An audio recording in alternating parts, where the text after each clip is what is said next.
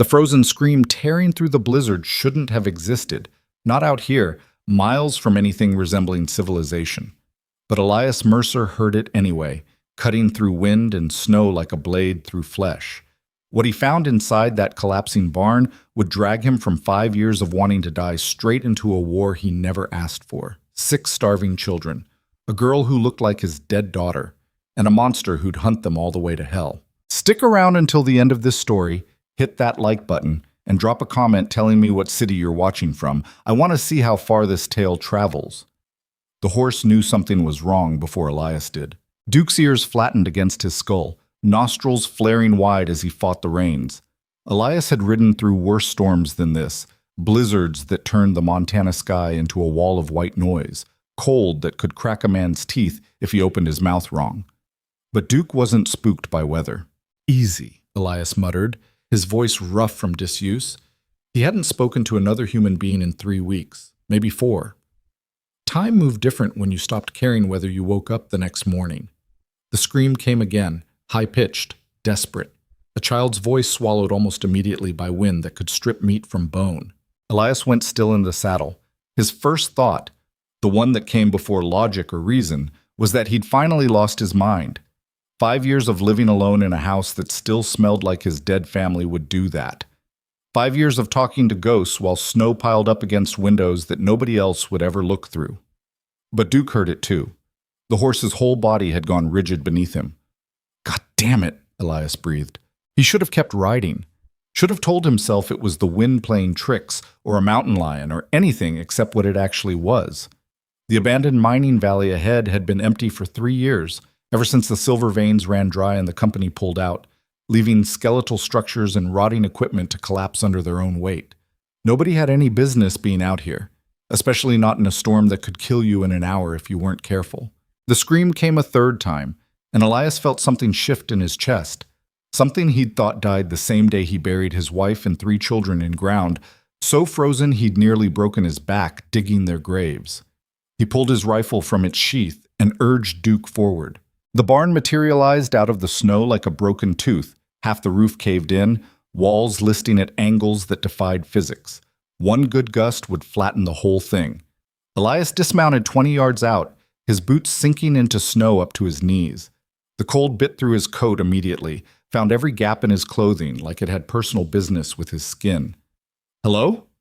His shout barely carried 5 feet. "Anyone in there?" Silence.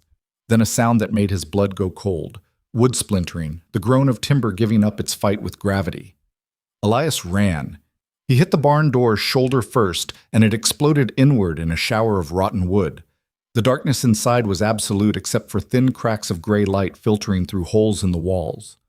The smell hit him next, unwashed bodies, fierce wet, something else he couldn't name but recognized anyway.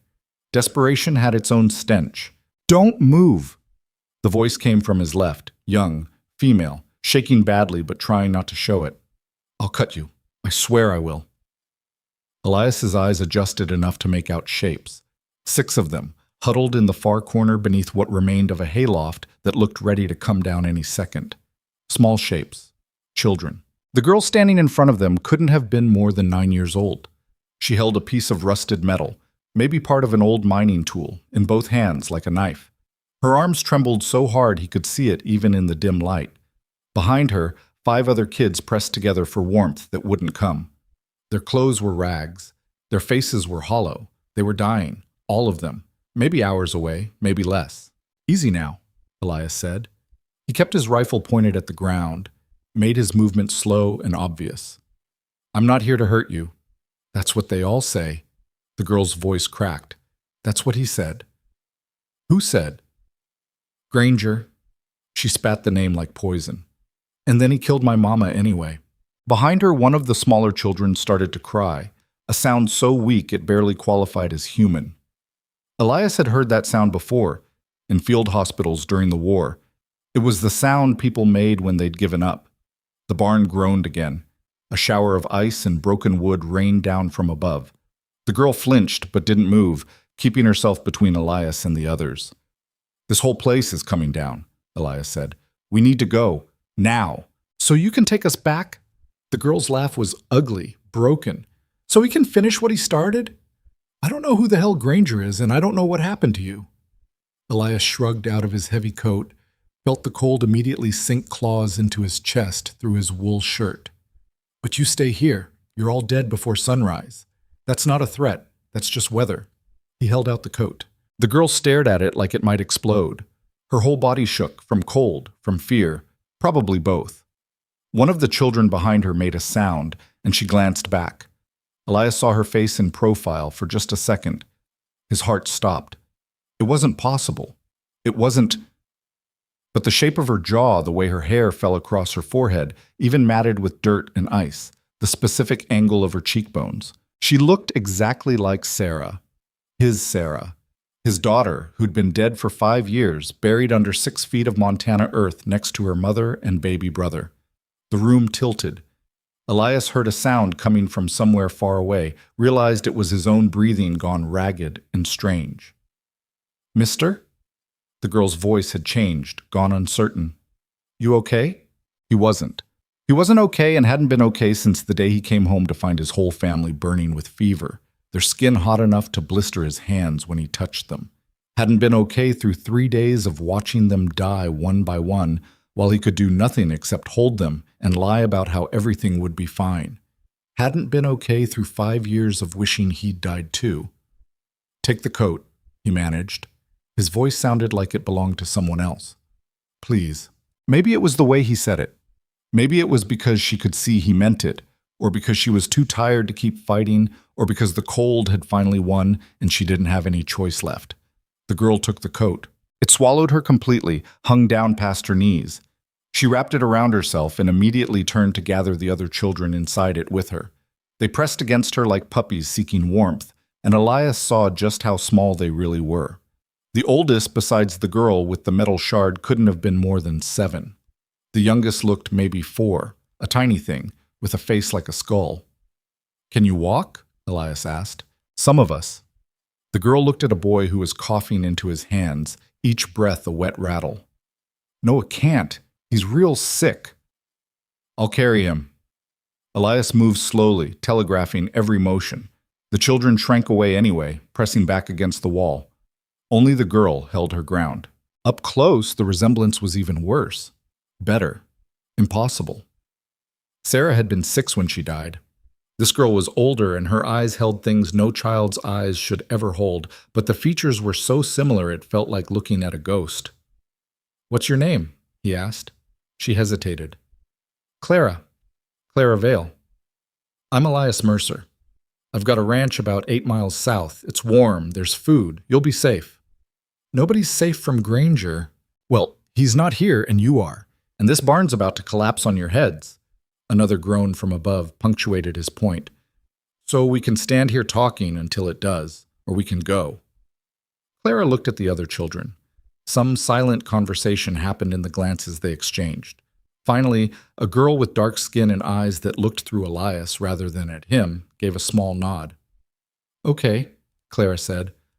"But if you try anything—" "I know. You'll cut me." Elias gestured at the sick boy. "Noah, right? I'm going to pick you up now." The boy didn't respond, just stared at him with feverish eyes. Elias scooped him up as gently as he could. The kid weighed almost nothing, like picking up a bundle of sticks wrapped in cloth. His skin burned even through the layers. "Everyone else, stay close. We don't stop until we reach my horse." Getting 6 half-frozen children through waist-deep snow was like trying to herd cats through molasses. The little one, a tiny girl Clara called Ivy, kept falling, and the dark-eyed girl had to carry her. A boy named Samuel tried to help, but he was limping badly on a leg that bent wrong. The storm had worsened. Elias couldn't see more than a few feet in any direction. He found Duke by almost walking into him, the horse's dark mass suddenly solid against the white void. "We can't all fit," Clara said, eyeing the horse. "Samuel, you ride with Noah. I'll walk." Elias hauled both boys up before anyone could argue. "Rest of you, grab onto my belt and don't let go. We lose each other in this. You're dead. Understand?" They understood. Small hands gripped his belt, his shirt, fistfuls of his pants. He took Duke's reins and started walking, trusting the horse's instincts more than his own. The ranch was south. Probably. Maybe. Hard to tell when the whole world looked the same shade of white death. Time stopped meaning anything. Elias put one foot in front of the other and tried not to think about how Clara's hand felt gripping his belt. The same size as Sarah's hand, the same desperate strength. Tried not to think about how, if he got these kids killed because he'd lost his sense of direction in a blizzard, he'd have failed another set of children he could have saved. Behind him, someone started crying. The sound got picked up by the wind and scattered. "Keep moving," he said. Not harsh, just factual. "We stop, we die." "Maybe we're already dead," a small voice said. "Maybe we died in the mine and this is hell." "Hell's warmer," Samuel muttered from up on Duke's back. It should have been funny. It wasn't. Elias's feet had gone numb 20 minutes ago. His hands weren't far behind. The cold had worked its way past his skin, into his bones, setting up shop in his marrow. He'd lost people to cold before, during the war. Watched men go to sleep in snow and never wake up, peaceful as babies. Wouldn't be the worst way to go. But then Clara stumbled, fell against him, and he felt her shaking through his shirt. Felt how small she was, how breakable, how much like, no, not like, different. A different girl who deserved a chance his daughter never got. "There!" Samuel's shout cut through the wind. "I see a light!" Elias looked up. At first he saw nothing, just more white static. Then a window materialized out of the storm, glowing warm and yellow. His house. He'd somehow walked them straight home in a blizzard that should have gotten them all killed. The last 100 yards felt longer than the previous miles. His porch steps appeared beneath his boots more from muscle memory than sight. He kicked the door open, hadn't locked it in 5 years. Who would bother coming all the way out here to rob a man with nothing worth stealing? And the warmth inside hit like a physical force. "Get in," he said. "All of you. Now." They stumbled through the door in a knot of frozen limbs and chattering teeth. Elias followed, pulling Duke partway into the entryway. The house was old, built when frontier homes needed to shelter livestock during the worst storms. He stripped the saddle off, rubbed the horse down quick, then turned to deal with the children. They'd collapsed in a heap just inside the main room, still pressed together like they were afraid to separate. 6 pairs of eyes watched him from faces that had gone past pale into something close to blue. Noah's breathing sounded like rocks grinding together. "Fireplace," Elias said, pointing. "Get close, but not too close. Warm up too fast, you'll hurt worse." He moved to the kitchen, started pulling out everything he could find. Bread jerky, some soup he'd made 3 days ago that still looked edible. Filled a pot with snow and put it on the stove to melt. When he turned back, they hadn't moved. "You need to warm up," he said. "Why are you helping us?" Clara's voice was small now, nothing like the fierce snarl from the barn. "Nobody helps people like us." "Well, I am. So get by the fire before you lose fingers to frostbite." They moved slowly, painfully, like old people with bad joints. Samuel had to help Ivy walk. The dark-eyed girl carried Noah, who'd gone worryingly quiet. Clara came last, still clutching Elias's coat around herself and the others. Elias watched them huddle around his fireplace, the same fireplace where he'd sat alone for 5 years, drinking himself halfway to oblivion most nights, and felt something crack open in his chest, something that hurt worse than the cold, worse than any physical pain he'd ever known. They looked like ghosts, thin enough to see through, pale enough to be dead already. Whatever they'd survived had carved them down to nothing but willpower and terror. "Here." He brought the soup over along with the bread. "Eat slow. Your stomachs aren't ready for much." Clara took the bowl with both hands, stared at it like she'd never seen food before. Then she turned and started feeding the others first, tiny sips for Ivy, careful spoonfuls for Noah, making sure everyone got some before she took any herself. "You eat too," Elias said. "You're just as starved as them. I'm the oldest. I make sure they're okay first." She said it like it was law, like she'd die before she broke that rule. "Your mama teach you that?" Clara's whole body went rigid. Her eyes came up to meet his, and what he saw there was older than any 9-year-old should be. Older than he was, maybe. "My mom is dead," she said flatly. "Granger shot her in the head while I watched. Said she should have given me up when he asked nice." The room went silent except for the fire crackling and Noah's labored breathing. The other children had all stopped eating, stopped moving, like Clara's words had frozen them in place. Elias heard himself ask, Who's Granger? Silas Granger. Clara said the name carefully, like it might summon something if spoken wrong. He owns the mines, owns the mountain, owned us. I don't understand. Yes, you do. Her eyes never left his. You just don't want to. She was right. He could see it in the way they held themselves, in the scars visible on their too thin arms, and how they flinched at every sudden sound. He could see it in Samuel's haunted expression and the dark-eyed girl's thousand-yard stare. The mines, he said slowly. You were working in the mines. Working. Clara's laugh was broken glass. That's one word for it. Your children. Granger don't care. Says orphans and strays ain't really people anyway. Says we should be grateful he feeds us at all. She paused, then added with brutal honesty. Most times he don't even do that. Elias had to sit down. His legs just stopped working, dumped him into his chair like a puppet with cut strings. He'd known things were bad in the mining territories. Everyone knew the companies cut corners, treated workers like equipment that broke and got replaced. But children, actual children, worked like... How long? His voice came out wrong, too rough. Me? 2 years. Clara counted on her fingers, realized she couldn't remember, stopped trying. Samuel's been there since he was 5. Hannah, she gestured at the dark-eyed girl. She don't talk no more. Not since, well, just not since. And you escaped. We ran. Samuel spoke up for the first time, his voice deeper than Elias expected. 3 nights ago. Waited till the guards were drunk, then just ran. Granger will come looking, Clara said. He always does. And when he finds us... She didn't finish. Didn't need to. Outside, the storm howled against the walls like something alive and hungry. Elias looked at these 6 broken children in his house that hadn't held children in 5 years, and felt the weight of a choice settling onto his shoulders.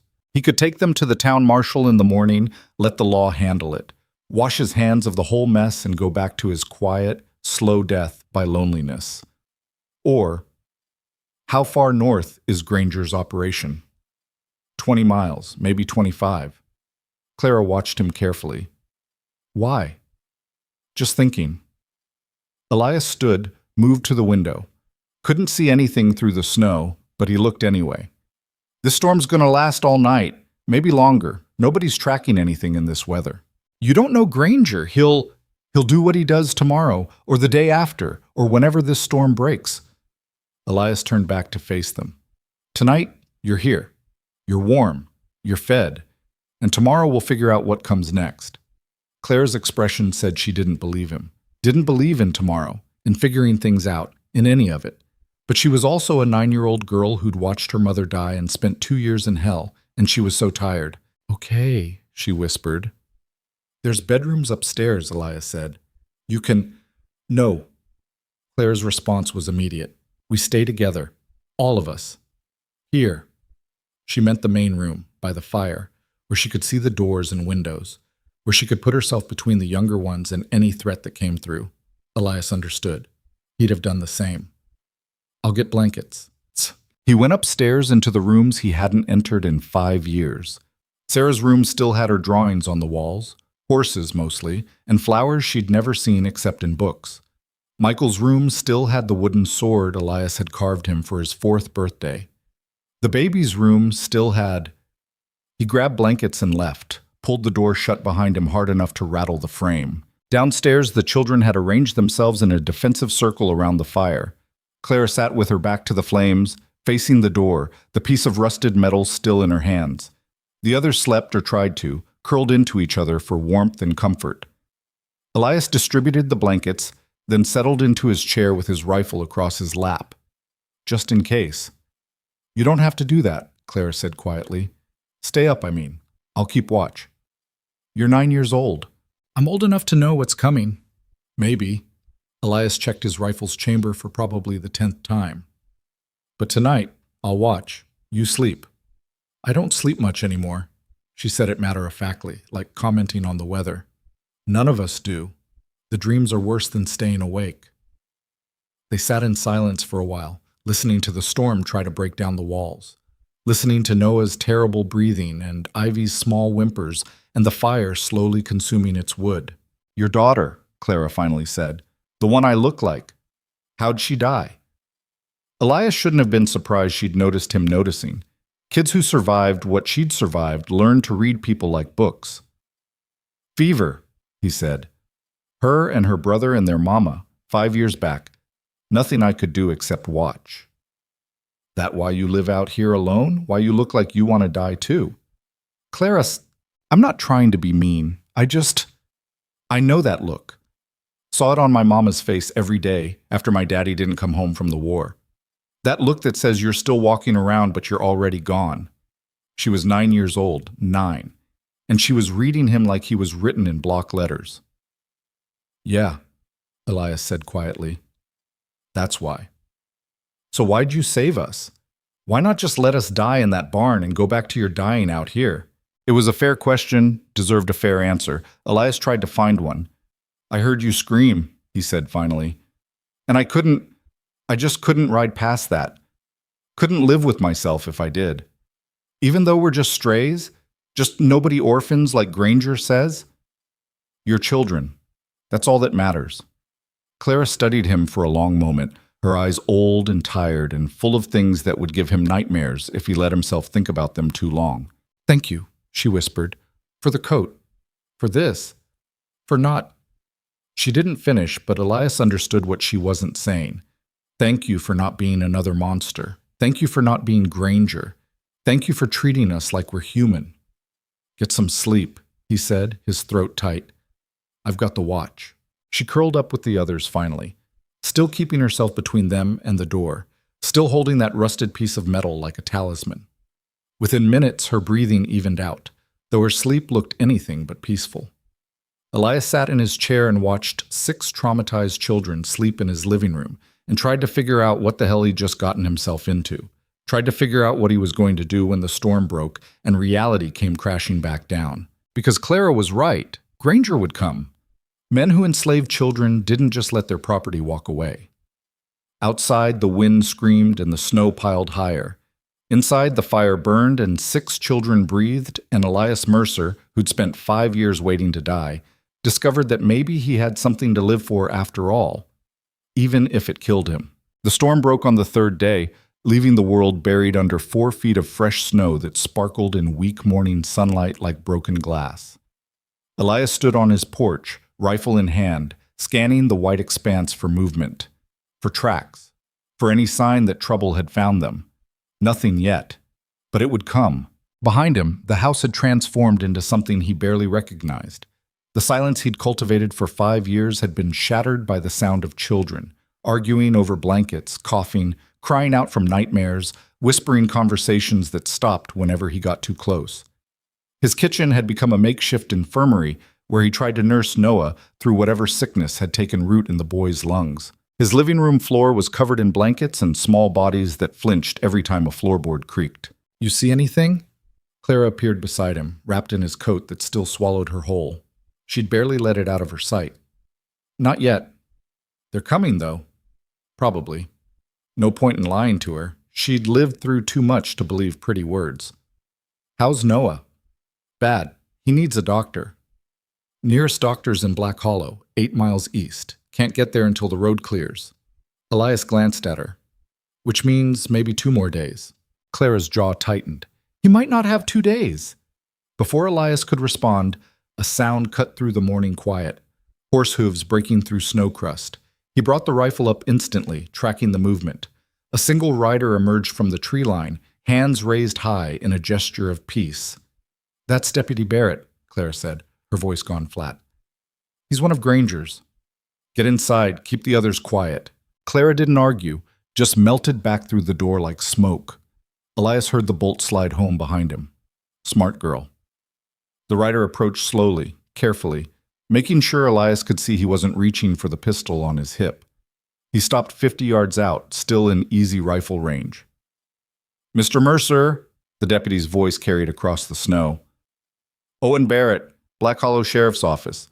Mind if I approach?" "Depends on your business." "Just want to talk. No trouble intended." Elias considered shooting him anyway. would solve at least one problem. But dead lawmen brought more lawmen, and he couldn't fight the whole territory. Come ahead. Keep your hands where I can see them. Barrett dismounted, left his horse ground-tied, and walked forward with his hands still raised. Up close, he looked younger than Elias expected, maybe 25, with a face that hadn't quite lost its boyhood softness. His badge was real enough, though, and so was the colt on his hip. I'm looking for some missing children, Barrett said. 6 of them. Ran away from their employer 3 nights back. Their employer? Elias let the words hang there, flat and ugly. That's what I'm told to say, yeah. Barrett's eyes flickered toward the house, where smoke curled from the chimney. But between you and me, Mr. Mercer, I know what Granger is, what he does. Half the territory knows. And yet he's still doing it. He owns the judges, owns most of the lawmen too, though not all of us. Barrett lowered his hand slowly. I'm here because he sent me to find those kids, but I'm also here because, well, because maybe I wanted to make sure someone found them first who'd actually keep them safe. Elias studied him, looking for the lie, the angle, the trap. Found nothing but what looked like genuine exhaustion and something that might have been guilt. Why would you care? Because I've got a 14-year-old sister. And every time I see what goes on in those minds, I think about what would happen if someone took her. Barrett met his eyes. So yeah, Mr. Mercer, I care. You're Granger's nephew. Barrett flinched like he'd been slapped. How'd you... Clara told me. Said you were one of his. Elias raised the rifle a fraction of an inch. Give me one reason I shouldn't shoot you right now. Because I brought you this. Barrett pulled a folded paper from inside his coat, slow and careful. Map of Granger's whole operation, guard rotations, tunnel locations, where he keeps his records. Everything you'd need if you wanted to burn it all down. The paper hung between them in the cold air. Elias didn't take it. Why? Because someone needs to stop him. Because I can't do it wearing this badge. He'd see me coming a mile away. Because those kids deserve better than dying in a hole in the ground, so Silas Granger can add another 0 to his bank account. Barrett's voice went rough. Because I'm tired of being part of it, even if all I do is look the other way. Elias took the paper, unfolded it one-handed, keeping the rifle trained on Barrett with the other. The map was detailed, professionally drawn, with notations in neat handwriting, guard schedules, shift changes, weak points in the perimeter. This is a trap. It's not. I swear it's not. Your uncle finds out you gave me this. He'll kill you. Yeah, probably. Barrett smiled without humor. But at least I'll die doing something worth a damn. A sound from the house made both men turn. Clara stood in the doorway now, flanked by Samuel and Hannah. All 3 children looked like they were ready to run or fight, probably both. He's telling the truth, Clara called out. About being different, I mean. He's the only one who didn't, who never... She stopped, swallowed hard. He used to sneak us extra food sometimes. When nobody was looking, Barrett's face went red. Clara, don't. Her voice was sharp as broken glass. Don't apologize. Don't explain. Extra food don't make up for what you let happen. I know. Then why are you here? Because maybe I can help make sure it stops happening. To you. To anyone. Barrett looked back at Elias. Granger's got 30 men working for him. Most are just hired guns who don't ask questions as long as the money's good. But some of them... He trailed off, jaw working. Some of them like the work. Like having power over kids who can't fight back. Names, Elias said. What? Give me names. The ones who liked it. Understanding flickered across Barrett's face. He rattled off 6 names without hesitation, his voice steady and cold. Elias committed each one to memory. If this went the way he thought it might, he'd need that list. How long before Granger comes here himself? Elias asked. He already knows where you are. Tracked you here yesterday, but the storm kept him from doing anything about it. Barrett glanced at the sky. He'll come today, maybe tomorrow, soon. How many men will he bring? All of them if he thinks he needs to, but more likely, 10, maybe 12. Enough to intimidate, not enough to draw attention from the territorial marshal. There's a territorial marshal? Gideon Cross. He's in charge of the whole northern territory, and he's clean. One of the few lawmen Granger hasn't bought. Barrett's expression went grim. But he's also 3 days' ride from here, and Granger knows it. By the time anyone could get word to cross, this'll be over one way or another. Elias looked at the house, at the 3 children watching from the doorway, at the smoke rising from his chimney into the clear morning air, a beacon visible for miles. "You need to leave," Barrett said quietly. "Take the kids and run.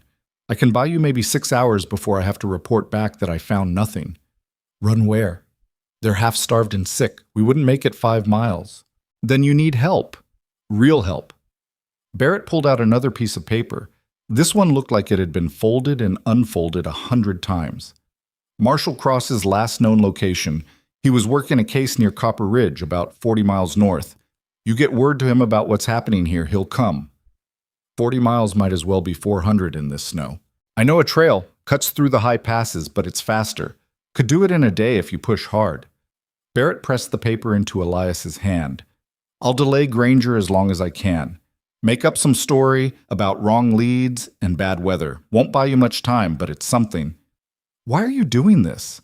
Barrett was quiet for a long moment, staring at something in the middle distance. "My sister Emma.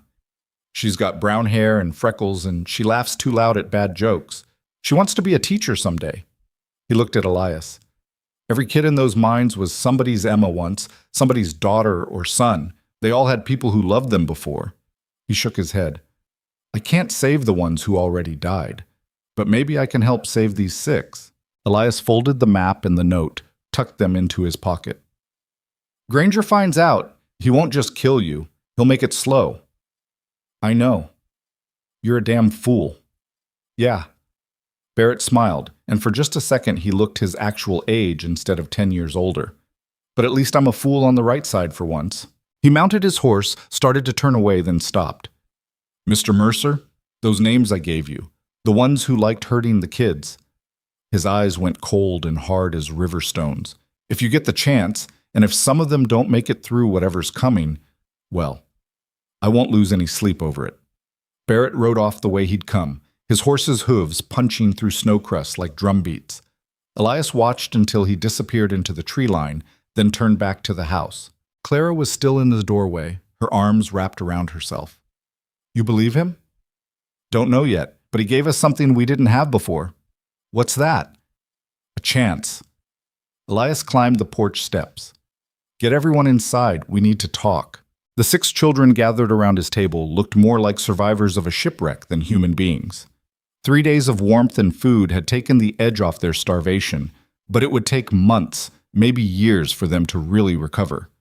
They got that long. Noah was the worst. The boy sat propped up in a chair because lying down made his breathing worse.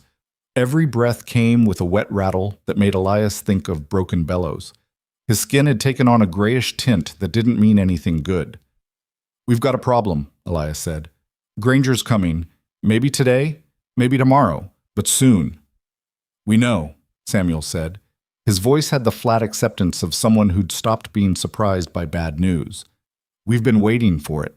Deputy Barrett gave me information, a map of Granger's operation and the location of a territorial marshal who might help us." Elias spread the papers on the table. "But the marshal's 40 miles away through mountain passes. That's a hard ride in good weather. In this snow, it's damn near impossible." "So we run," Clara said, "like we did before." "You didn't have Noah before, or Ivy. They won't make it a mile in this cold." The children exchanged glances, some silent conversation happening in the language of shared trauma. "Then you go," Hannah said quietly. Her voice was so unexpected that everyone turned to stare. She'd barely spoken 3 words since they'd arrived. "Get the marshal. We'll stay here." "Hannah?" Clara started. "It makes sense." Hannah's eyes were still that 1,000-yard stare, looking through instead of at. "Noah can't travel anyway, and if Granger comes while you're gone," she shrugged. "He was always going to catch us eventually." "No," Clara's voice was sharp. "We don't split up. We don't—" "Clara," Samuel put a hand on her shoulder. "She's right. Mr. Mercer goes for help, we stay put and hide. It's the only way. I'm not leaving you." Elias surprised himself with how much he meant it. "I didn't pull you out of that barn just to abandon you when things got hard." "Then we all die here," Samuel said. "Matter of fact." stating a simple truth. Because Granger's got 30 men, and you've got one rifle. Math doesn't work out in our favor.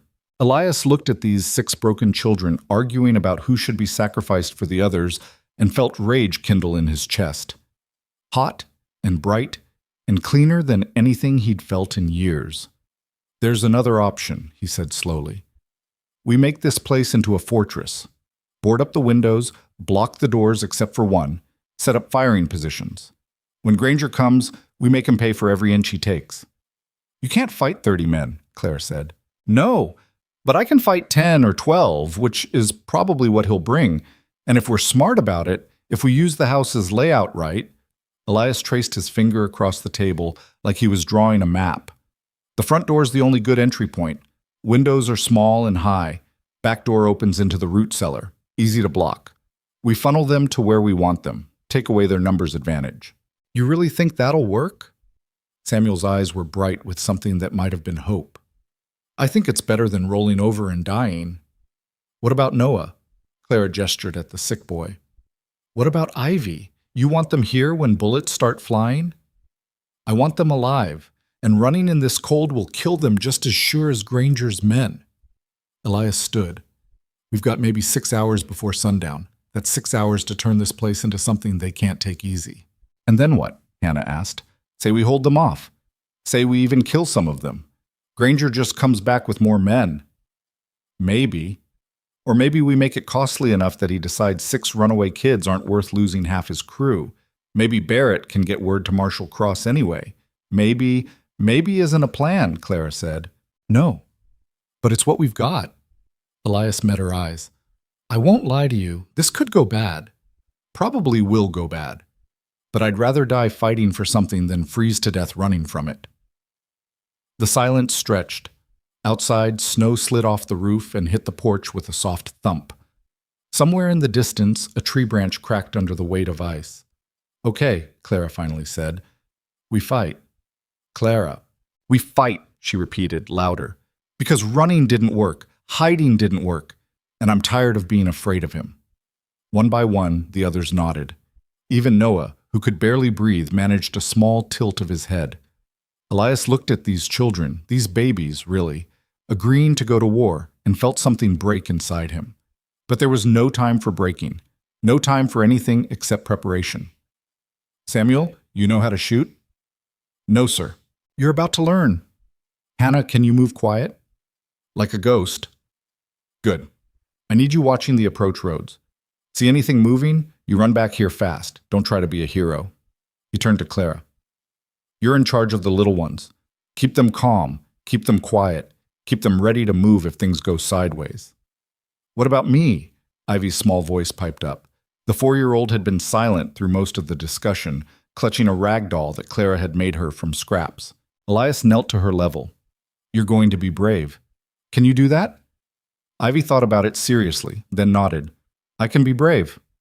That's my girl. The next 6 hours passed in a blur of activity. Elias showed Samuel how to load and aim the old shotgun he kept in the closet, made him practice the motion until he could do it without shaking. Together they nailed boards across all but 2 of the windows, leaving just enough gaps to shoot through. They moved furniture to create barriers, turned the main room into a kill zone with limited cover and nowhere to hide. Hannah proved she wasn't exaggerating about moving quiet. She slipped in and out of the tree line like smoke, checking sight lines and approach angles, reporting back on what she saw. Nothing yet. But the waiting was almost worse than the attack. Clara organized the younger children with military efficiency, creating a safe corner in the root cellar where they could hide if things went wrong. She gathered blankets, water, food, everything they'd need if they had to hole up down there for days. Noah. They put in the cellar right away. The boy was fading fast, his breathing getting worse by the hour. Elias knew the signs. He'd seen them during the war, in field hospitals where men died from pneumonia and infected wounds while doctors stood helpless. Is he going to die? Ivy asked, watching Noah struggle to breathe. Not if I can help it, Elias said. A lie, probably. But sometimes lies were kinder than truth. Mid-afternoon, Hannah burst through the door at a dead run. Riders, 10 of them, maybe 20 minutes out. Elias felt his pulse kick up. You're sure? I can count. Hannah wasn't offended, just stating facts. They're coming slow, like they're not worried about being quiet. Because they don't think they need to be. Elias grabbed his rifle, checked the chamber for the 100th time. Everyone to your positions. Clara, get the little ones in the cellar. Samuel, you remember what I showed you? Yes, sir. Don't call me sir, makes me feel old. Elias managed a smile he didn't feel. Just point and shoot, and don't hesitate, these men won't. Clara herded Ivy and two other children, Grace and Jessie, who'd been so quiet Elias sometimes forgot they were there, down into the root cellar. Noah was already there, propped up against some sacks of potatoes, breathing like a broken engine. I should stay up here, Clara said. I can fight. I know you can. But they need you more. Elias put a hand on her shoulder. Keep them safe. That's the most important job. She looked like she wanted to argue, but finally nodded and descended into the cellar. The door closed with a solid thunk. Elias and Samuel took positions at the windows facing the approach road. Hannah crouched behind an overturned table with a pile of rocks, crude weapons, but better than nothing. They waited. The riders appeared just as the sun started its slide toward the horizon. 10 men on horseback, moving in a loose formation that spoke of confidence and experience. At their head rode a man dressed in clothes too fine for rough country. Tailored coat, polished boots, a hat that probably cost more than Elias's entire ranch. Silas Granger. Even from a distance, Elias could see the resemblance to Owen Barrett. Same jawline, same build. But where Barrett looked young and uncertain, Granger looked like a man who'd never doubted a decision in his life. Power radiated off him like heat. The riders stopped 30 yards from the house, close enough to talk, far enough to be hard targets. Smart. Granger raised his hand in a mockery of a friendly wave. Mr. Mercer, I believe you have something that belongs to me. Elias didn't respond, just kept his rifle trained on Granger's chest. I'm a reasonable man, Granger continued. Send out my workers, and there's no trouble. You can even keep whatever money they might have stolen. Call it a finder's fee. They're not your workers, Elias called back. They're children, and they're not going anywhere with you. Granger's smile never reached his eyes. See, that's where you're wrong. I have contracts, legal documents signed by parents or guardians transferring custody in exchange for room, board, and valuable trade education, all very proper and above board. Funny how those contracts always seem to come from people who conveniently can't testify. On account of being dead. Careful, Mr. Mercer.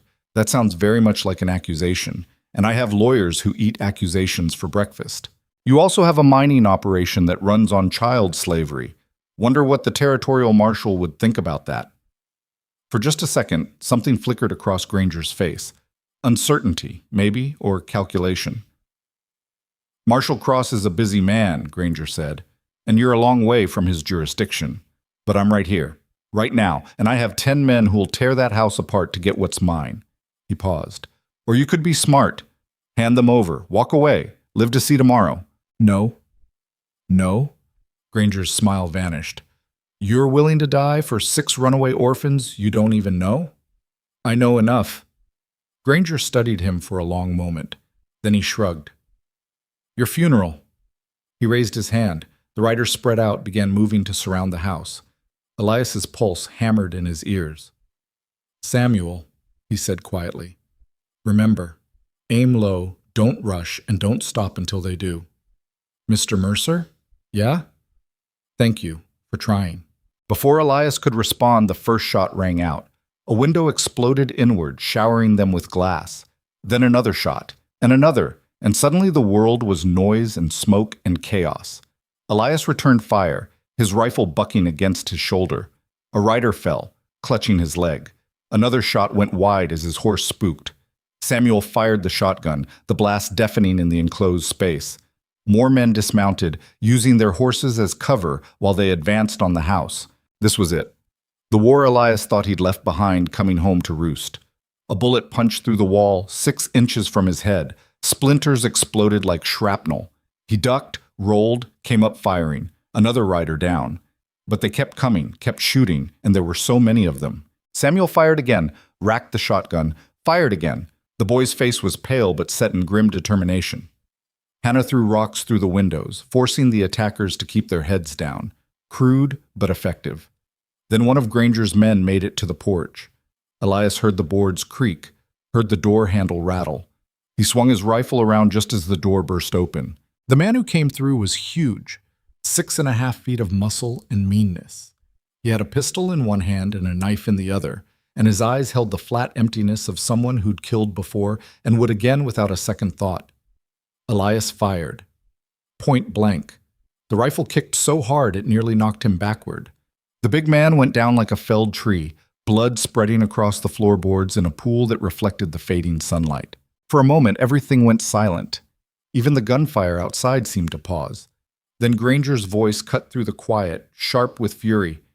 "You just killed one of my men! He shouldn't have come through my door!" Elias shouted back.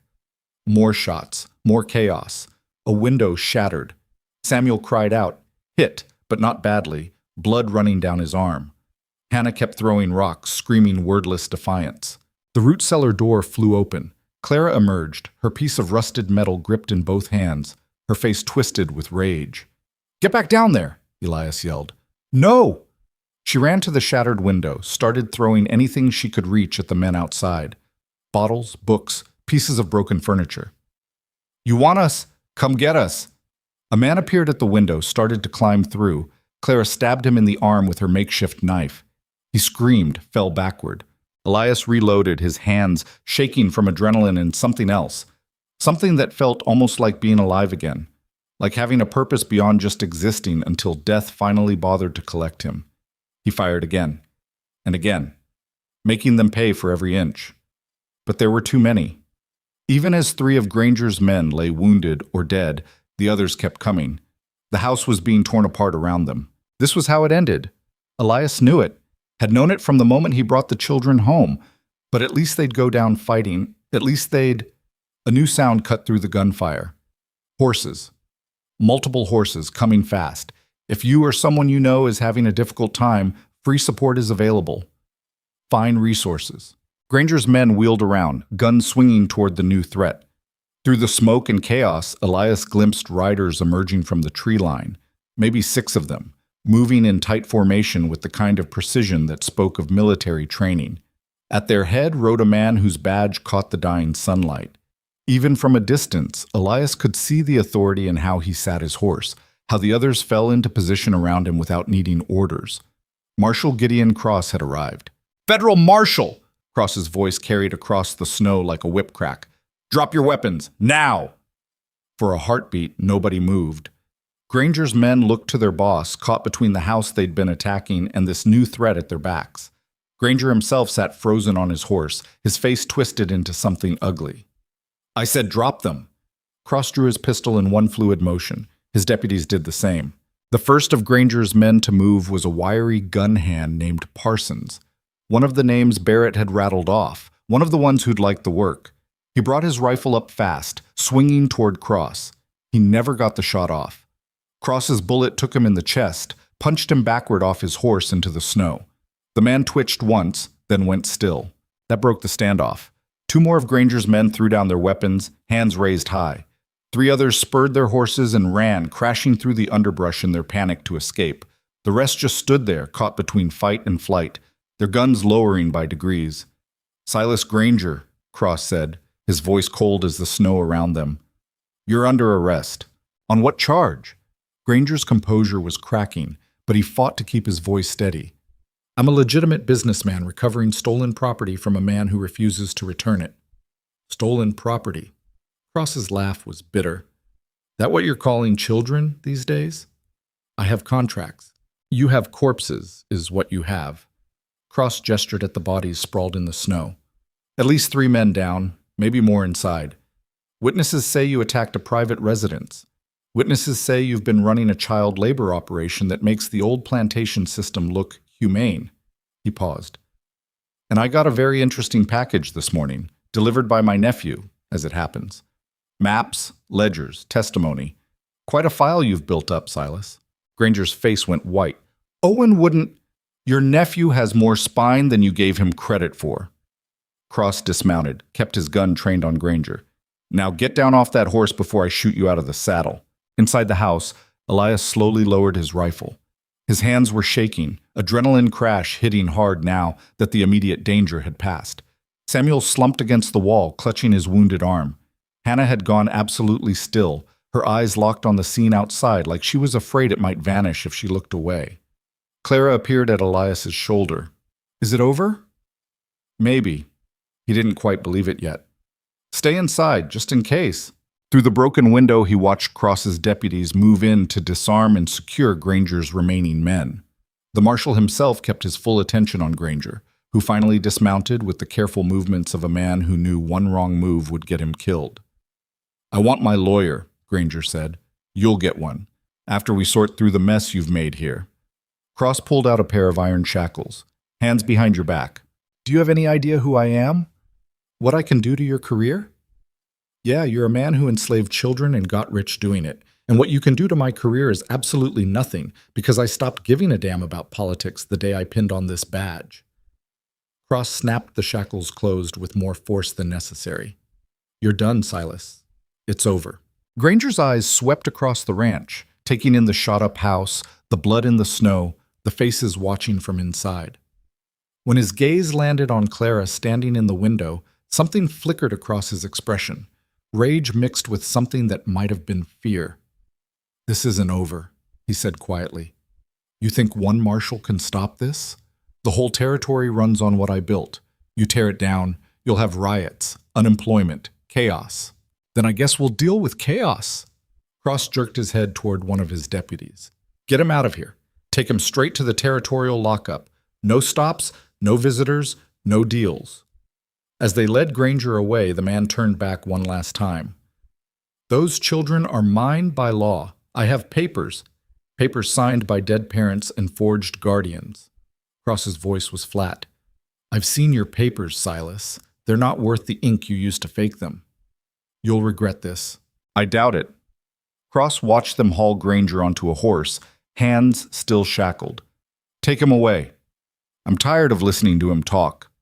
The deputies rode off with their prisoner, leaving Cross and two of his men to deal with the aftermath. The marshal approached the house slowly, his gun holstered now but his hand resting on the grip. "Mr. Mercer?" he called.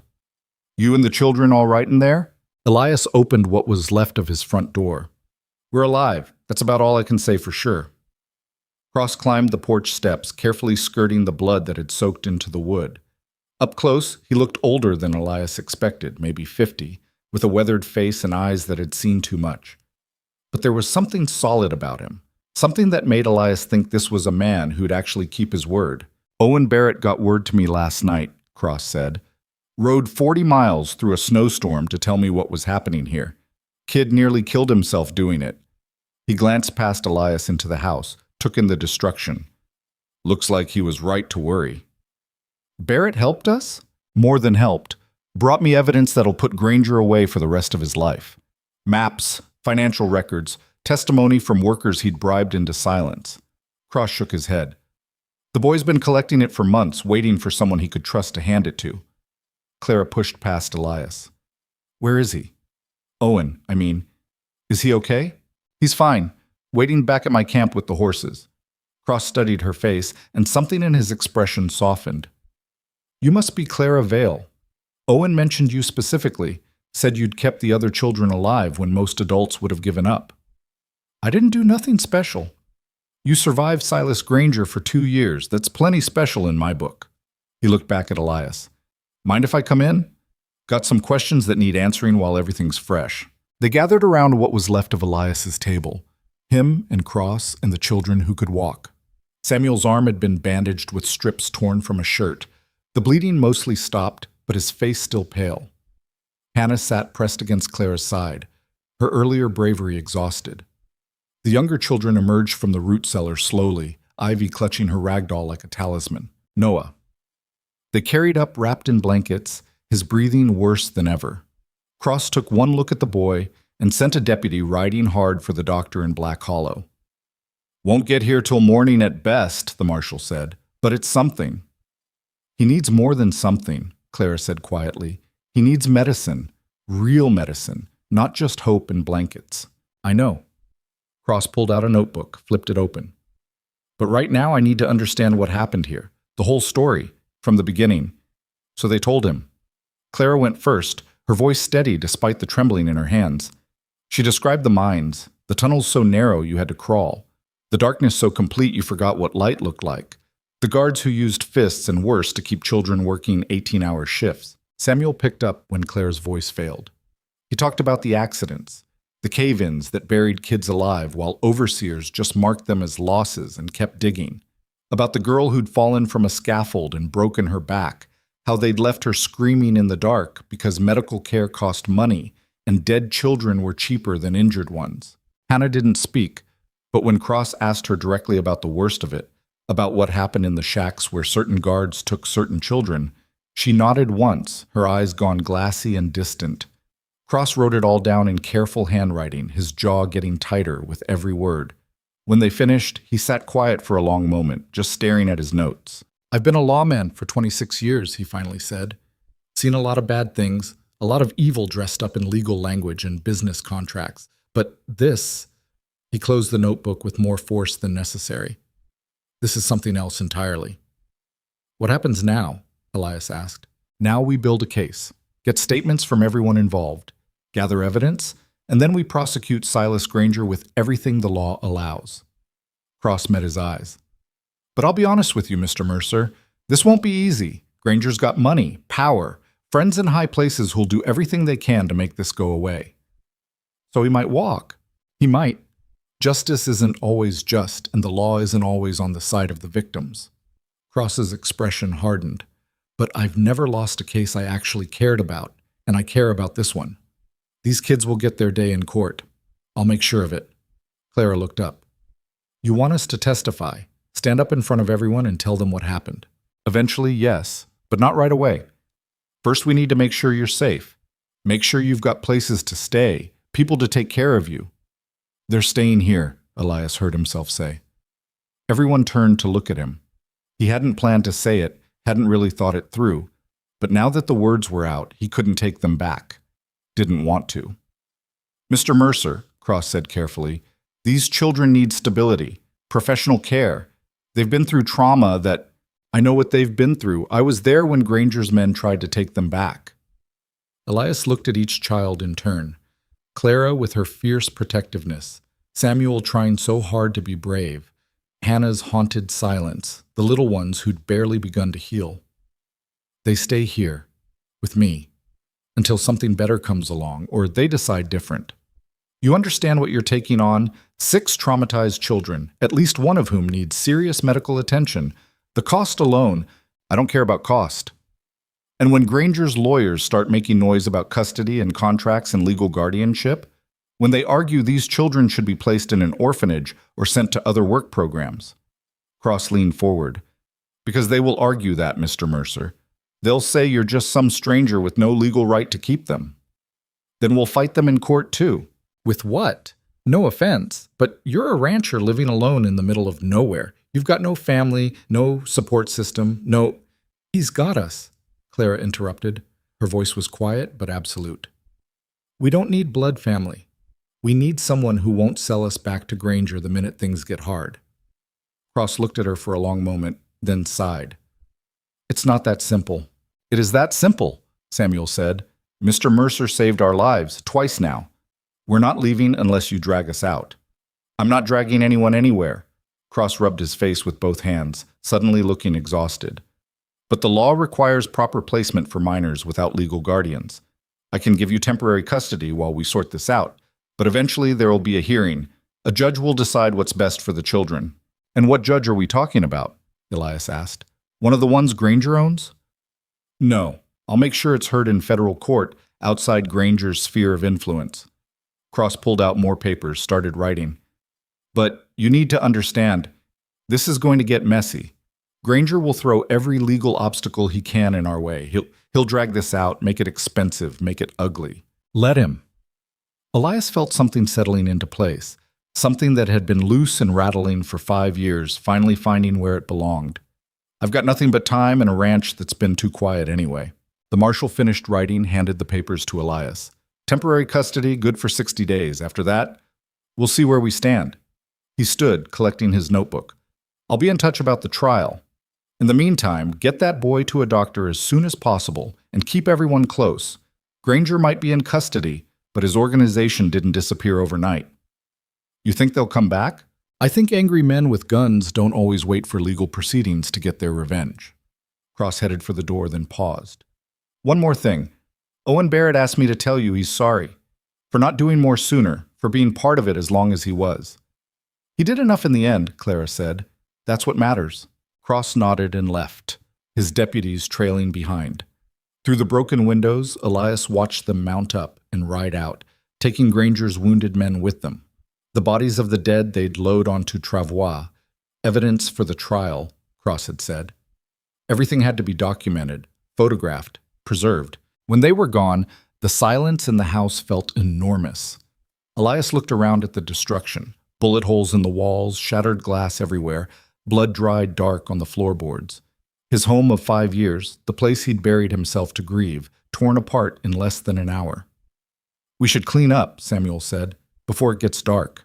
They worked together as the sun set, sweeping glass and boarding up the worst of the damage. The children moved around each other with practiced efficiency, the kind of coordination that came from survival. Clara organized while Samuel did the heavy lifting despite his wounded arm. Hannah worked in focused silence, and even little Ivy helped, carrying small pieces of debris to the pile outside. Elias watched them transform his war zone back into something approaching a home and felt his throat get tight. They'd done this before, he realized. Cleaned up after violence, made order from chaos, survived because the alternative was dying and they were too stubborn for that. By the time full dark fell, the main room looked almost normal if you didn't look too close at the patched walls and boarded windows. They ate a quiet dinner of bread and the last of the soup, nobody talking much. Exhaustion had settled over everyone like a heavy blanket. Noah never woke up for his portion. His breathing had gone from wet rattle to shallow gasp, each breath a visible struggle. Clara sat beside him, wiping his forehead with a damp cloth, her face carefully blank. "He's going to die, isn't he?" she said quietly. Elias wanted to lie, wanted to tell her everything would be fine, that the doctor would arrive in time, that Noah would recover and grow strong and live a long life. But Clara deserved better than comfortable lies. "I don't know," he said instead. "Maybe, probably, but he's still fighting, and that counts for something." "Does it?" Her voice was bitter. "Because it seems like fighting just makes it hurt worse when you lose anyway." "Maybe, but at least you tried. At least you didn't just give up." Clara looked at him with those eyes that were too old, too tired, too much like his dead daughter's. "How do you keep trying when everything keeps getting taken away?" Elias thought about his wife and children, buried in frozen ground, thought about 5 years of wishing he'd died with them, of going through motions without meaning, of existing without actually living. "I don't know," he admitted. "I stopped trying for a long time, just sort of waited around to die." He gestured at the children scattered around his house. "But then I heard someone screaming in a blizzard, and I guess I remembered there were worse things than being alive." "Like what?" "Like knowing you could have helped and didn't. Like having to live with that." He put a hand on her shoulder. "You kept these kids alive for 2 years in hell, Clara. That took more strength than most adults ever find. Don't stop now." She nodded, but Elias could see the weight she carried, could see how close she was to breaking under it. That night, they all slept in the main room again. Nobody wanted to be alone, and the upper floor still felt too exposed after the attack. Elias took first watch, his rifle across his lap, listening to the sounds of children sleeping. Some cried out from nightmares. Hannah whimpered in her sleep, words too broken to understand.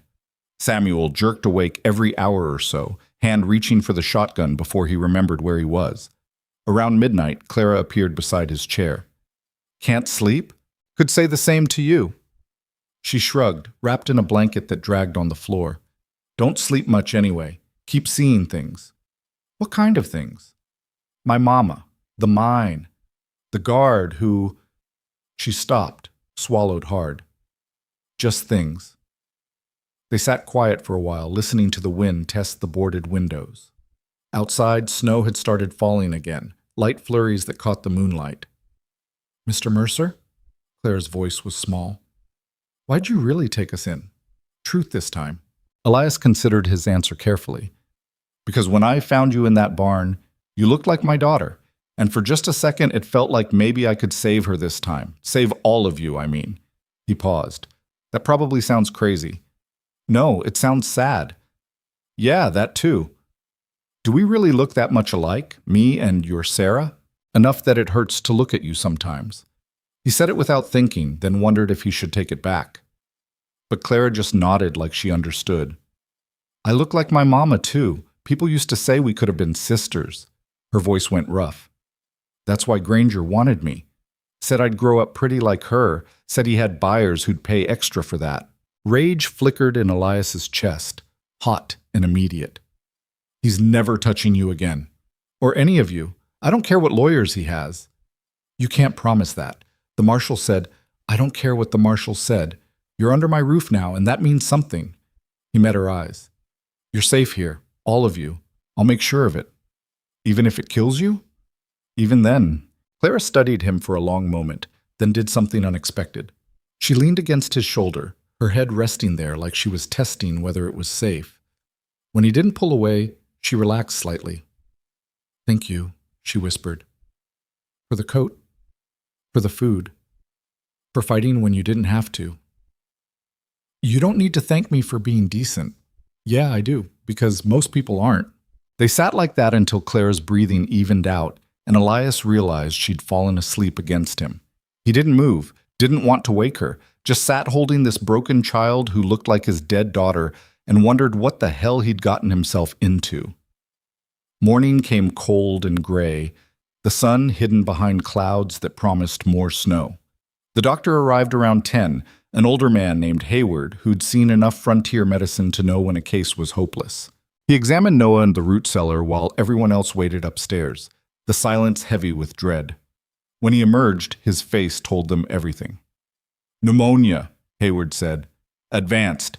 He's been sick for months, maybe longer. His lungs are—" He shook his head.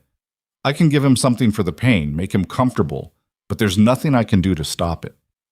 "How long?" Clara asked. "Days. Maybe a week if he's strong." Hayward pulled out a small bottle of dark liquid. "Laudanum. A few drops when the pain gets bad. But not too much. You understand?" Elias took the bottle. "We understand." They set up a proper sickbed for Noah in the warmest corner of the house, surrounded him with blankets, and kept someone with him at all times.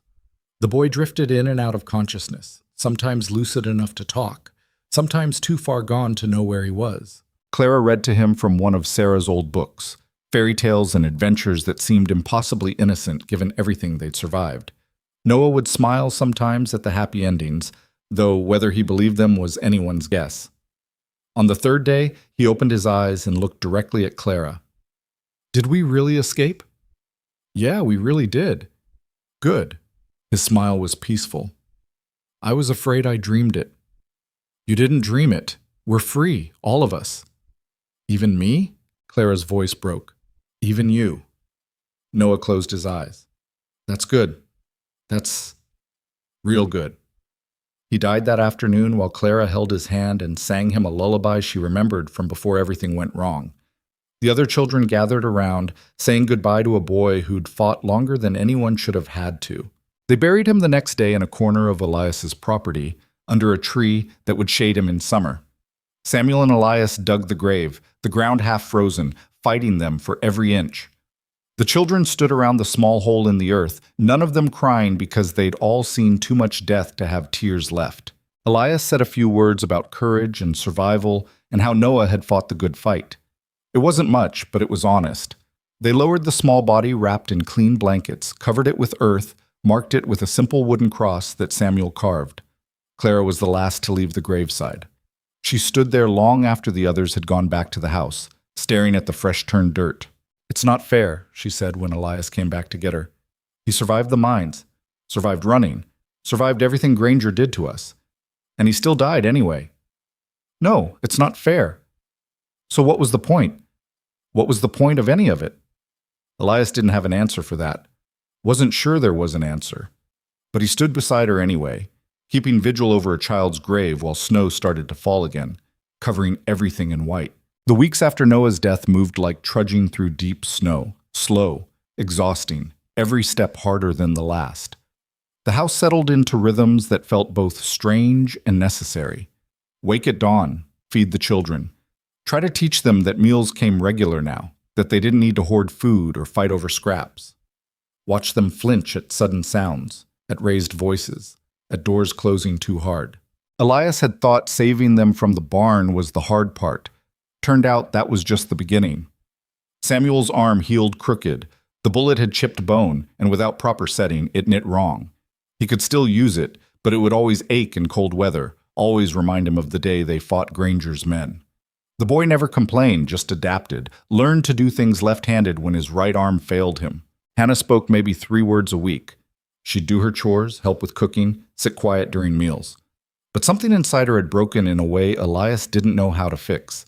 Sometimes he'd catch her staring at nothing, her eyes focused on horrors only she could see. Little Ivy had nightmares every single night. She'd wake screaming about the dark, about tunnels closing in, about hands grabbing her in the blackness. Clara would hold her until the screaming stopped, whispering promises that Elias wasn't sure either of them believed.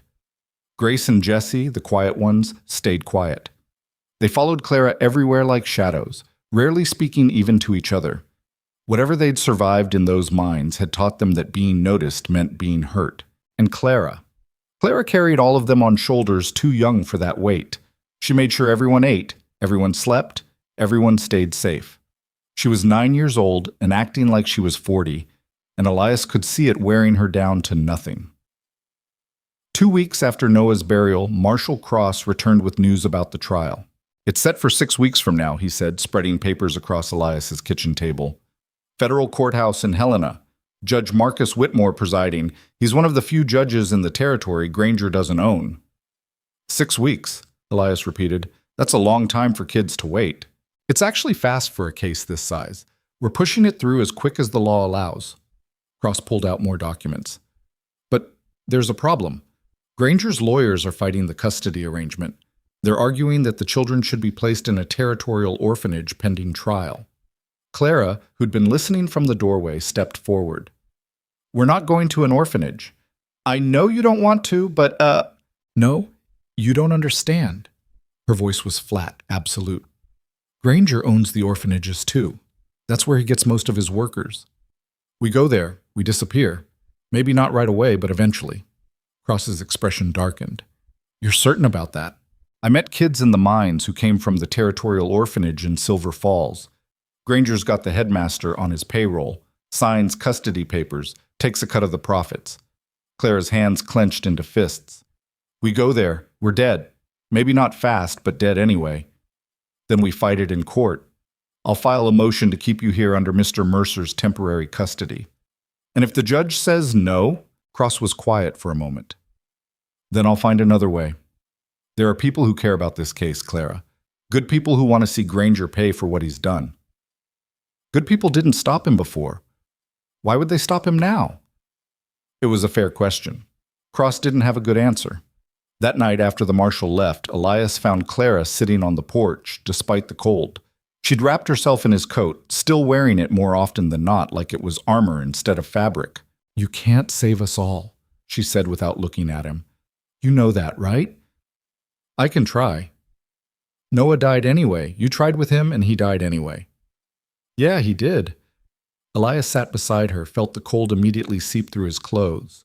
"But he died warm, fed, free. That's more than Granger would have given him." "Is it enough, though, being warm when you die?" "I don't know. Maybe. Maybe it has to be." He was quiet for a moment. "Your mama, when she died, did Granger make it quick?" Clara flinched. "Why are you asking that?" "Because I'm trying to understand what you're carrying, what all of you are carrying." She was silent for so long Elias thought she wouldn't answer. Then she started talking, her voice mechanical, like she was reciting facts instead of reliving trauma. "He didn't make it quick. He wanted her to suffer because she wouldn't give me up without a fight. So he shot her in the stomach first. Let her bleed while he explained how he was going to sell me to a man in San Francisco who liked girls my age. Told her she should have taken the money he offered instead of being difficult." Clara's hands were shaking. "It took her 3 hours to die. I had to watch the whole thing because he said that's what happened to people who fought him. Elias felt something break inside his chest, not his heart, that had broken 5 years ago. This was something else, something deeper. The part of him that still believed the world could be decent. "I'm sorry," he said, knowing how inadequate it was. "Everyone's sorry. Nobody does anything, but everyone's sorry." She turned to look at him finally, her eyes dry because she'd cried all her tears months ago. "You really think this trial will matter? You think some judge is going to put Granger away when he's got enough money to buy half the territory?" "I think we have to try." "That's not an answer. It's the only one I've got." Clara studied him for a long moment. "You're going to get yourself killed, you know, fighting for us. Granger doesn't forget people who cost him money. Then I guess we'll both be stubborn together." Something that might have been a smile flickered across her face, gone almost before it appeared. "You're not like most adults." "Yeah? How's that?" "Most adults lie better. Tell pretty stories about how everything's going to be fine. You just say what's true, even when it's awful. Kids like you deserve truth. Had too many lies already." They sat together in the cold until Clara's shivering got bad enough that Elias made her go inside. He stayed on the porch a while longer, looking out at the snow-covered ranch, at Noah's grave barely visible under fresh powder, at the mountains in the distance where Granger's empire was supposedly crumbling. Supposedly. But Elias had learned not to trust supposedly. The next morning brought Owen Barrett riding up alone, looking like he hadn't slept in days. His badge was gone, Elias noticed. Just an empty space on his coat where it used to be. "They fired you," Elias said. "Resigned, actually, before they could fire me." Barrett dismounted, left his horse ground-tied. "Figured it was coming anyway once Granger's lawyers got through filing complaints." "You gave up your job for this?" "Wasn't much of a job anyway, mostly just looking the other way while bad things happened." He pulled an envelope from his saddlebag. "Marshall Cross sent me with these. Legal documents for the custody hearing. You need to read them before you sign." Elias took the envelope but didn't open it. "Why'd you really come out here, Owen?" Barrett was quiet for a moment, staring at his feet. "Because I wanted to see if they were okay. The kids. If they..." He trailed off. "If they hate you?" "Yeah, that." "Why don't you ask them yourself?" Elias nodded toward the house, where small faces had appeared in the windows. "They're right there." Barrett looked like he'd rather face Granger's men again than walk through that door. But he did it anyway, moving slow and careful like he was approaching something wild that might bolt. The children were in the main room, scattered around like they'd been caught in the middle of morning chores. Samuel stood near the fireplace, his crooked arm held close to his body. Hannah sat in a corner, eyes tracking Barrett's every movement. Grace and Jessie had already disappeared, probably to the root cellar where they felt safest. Ivy clutched her rag doll and stared. Clara was the one who stepped forward. "You shouldn't have come here. I know, but I needed to..." Barrett's voice failed. Started again. "I needed to say I'm sorry for not stopping it sooner, for being part of it at all." "Sorry doesn't bring Noah back. No, it doesn't." He met her eyes. "Nothing brings him back. But maybe helping put Granger away for good counts for something." "You got fired for helping us," Samuel said. It wasn't a question. "Resigned. There's a difference." "Not much of one." Samuel moved closer, studying Barrett like he was a puzzle that needed solving. "You could have just kept quiet, kept your job. Why didn't you?" "Because I've got a sister your age. And every time I saw what was happening in those mines, I thought about her. About what I'd want someone to do if she was the one trapped there." Barrett's hands clenched. "I thought about that a lot. Every single day."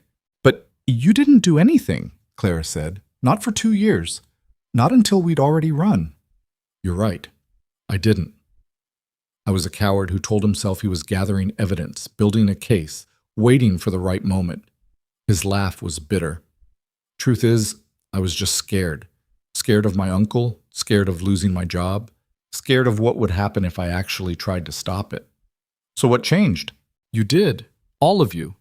Barrett gestured around the room. "When you ran, when you made it out alive, despite everything. I realized I'd been waiting for someone else to be brave so I didn't have to. That maybe if kids could find the courage to escape, I could find the courage to help them stay free." Clara stared at him for a long moment. Then she said something that surprised everyone, including herself. "Thank you for the food. When you snuck it to us. It helped." Barrett's eyes went bright. He looked away quickly, cleared his throat. "It wasn't enough." "No, but it was something." She paused. "And the map you gave Mr. Mercer. That helped too." "Good. That's good." The silence stretched awkward and uncertain. Finally, Samuel broke it. "You know how to shoot?" Barrett blinked. "What?" "Shoot, with a gun. You were a deputy. You must know how." "Yeah, I know how. Why?" "Because Mr. Mercer's been teaching me, but his rifle's too big and kicks too hard for my bad arm. Thought maybe you could show me something easier." It wasn't forgiveness. Wasn't even close. But it was something. A door opened just a crack, letting in the possibility that maybe Owen Barrett wasn't entirely like the men he'd worked alongside. Barrett stayed for dinner, helped Samuel practice with a smaller pistol that didn't punish his injured arm as much, showed Hannah how to load and clean the guns. Practical knowledge delivered without judgment or pity, which she seemed to appreciate. Even managed to make Ivy laugh by letting her wear his hat, which swallowed her whole head. Watching him with the children, Elias saw something that might have been grief.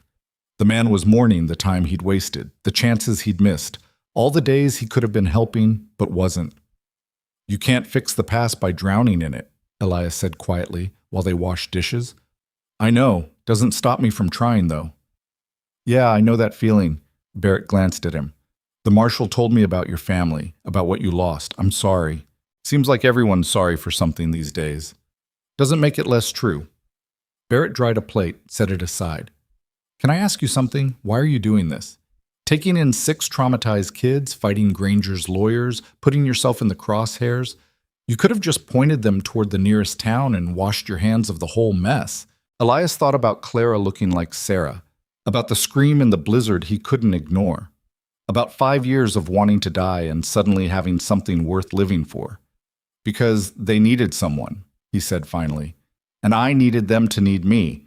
Didn't realize how much until it happened. That's honest anyway. Kids like this deserve honest. Had enough lies to last a lifetime." Barrett nodded slowly. "The trial's going to be hard on them. Having to testify, relive everything in front of a courtroom full of strangers. Granger's lawyers will try to break them on the stand." "I know. And there's a chance we lose anyway. Chance Granger walks free or gets a slap on the wrist while these kids get sent back into the system." "I know that too. But you're still going through with it. What else would I do? Give up?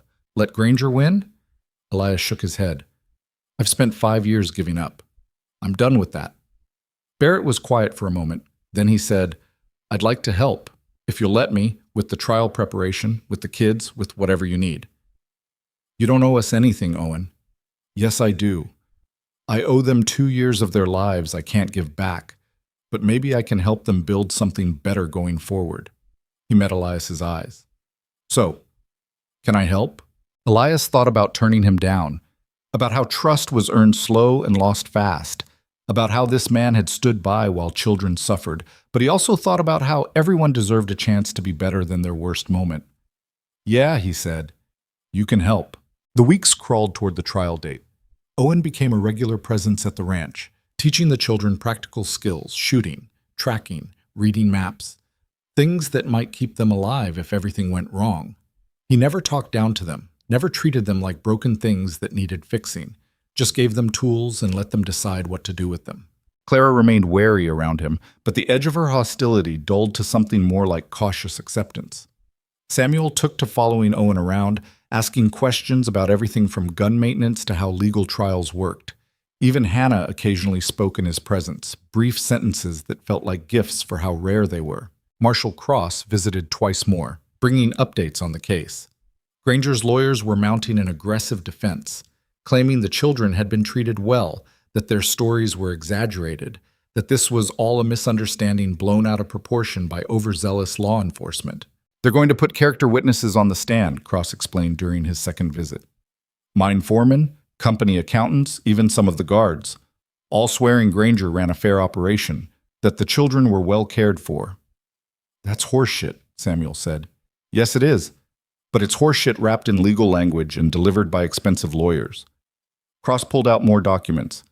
"Which is why we need the children's testimony to be rock solid. Clear, detailed, unshakable. "They're children," Elias said, "not professional witnesses." "I know. But Granger's defense team will tear apart any inconsistency, any confusion, anything that makes them look unreliable." He looked at the children gathered around the table.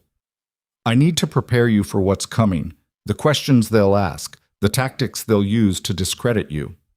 "Like what?" Clara asked. "Like suggesting you're lying for attention. Like implying Mr. Mercer coached you on what to say. Like bringing up every mistake you've ever made and using it to paint you as unreliable." Cross's voice was gentle but honest. "They're going to try to make you look bad so Granger looks better. That's how this works. So we just have to sit there and take it? No. You tell the truth, clearly and calmly. You don't let them make you angry or scared or confused. You remember that the jury is watching, and what they see matters more than what Granger's lawyers say." Over the next 2 weeks, Cross put them through practice sessions. Mock questions delivered in the same harsh tone a hostile lawyer might use. Samuel handled it best. His anger gave him focus, made his answers sharp and precise. Hannah struggled, her silence mistaken for evasion. Grace and Jessie couldn't do it at all, both breaking down in tears when pressed too hard. Clara was the strongest. She sat straight in her chair and answered every question with brutal honesty, never flinching, never backing down. When Cross asked if she was sure her mother had been murdered and not just injured in an accident, she looked him dead in the eye and described exactly how Granger had shot her, what he'd said while she died, how long it took. The room went absolutely silent. "That," Cross said quietly, "is what we need. That truth. That strength." "That pain, you mean?" Clara said. "You need our pain on display so people will believe us." "Yes, I know that's not fair. Nothing about this is fair. But we'll do it anyway because it's the only chance we've got." She stood. "Are we done?" They were done. The night before they were supposed to leave for Helena, Elias found Clara sitting in front of Noah's grave. Snow had covered the wooden cross, but she'd brushed it clean. "You think he'd be scared?" she asked. "About tomorrow. About having to testify." "Yeah, probably. But he'd do it anyway because you'd tell him to and he trusted you." "I got him killed." "No, Granger got him killed. The mines got him killed. You kept him alive as long as anyone could." Clara traced her fingers over Noah's name carved into the wood.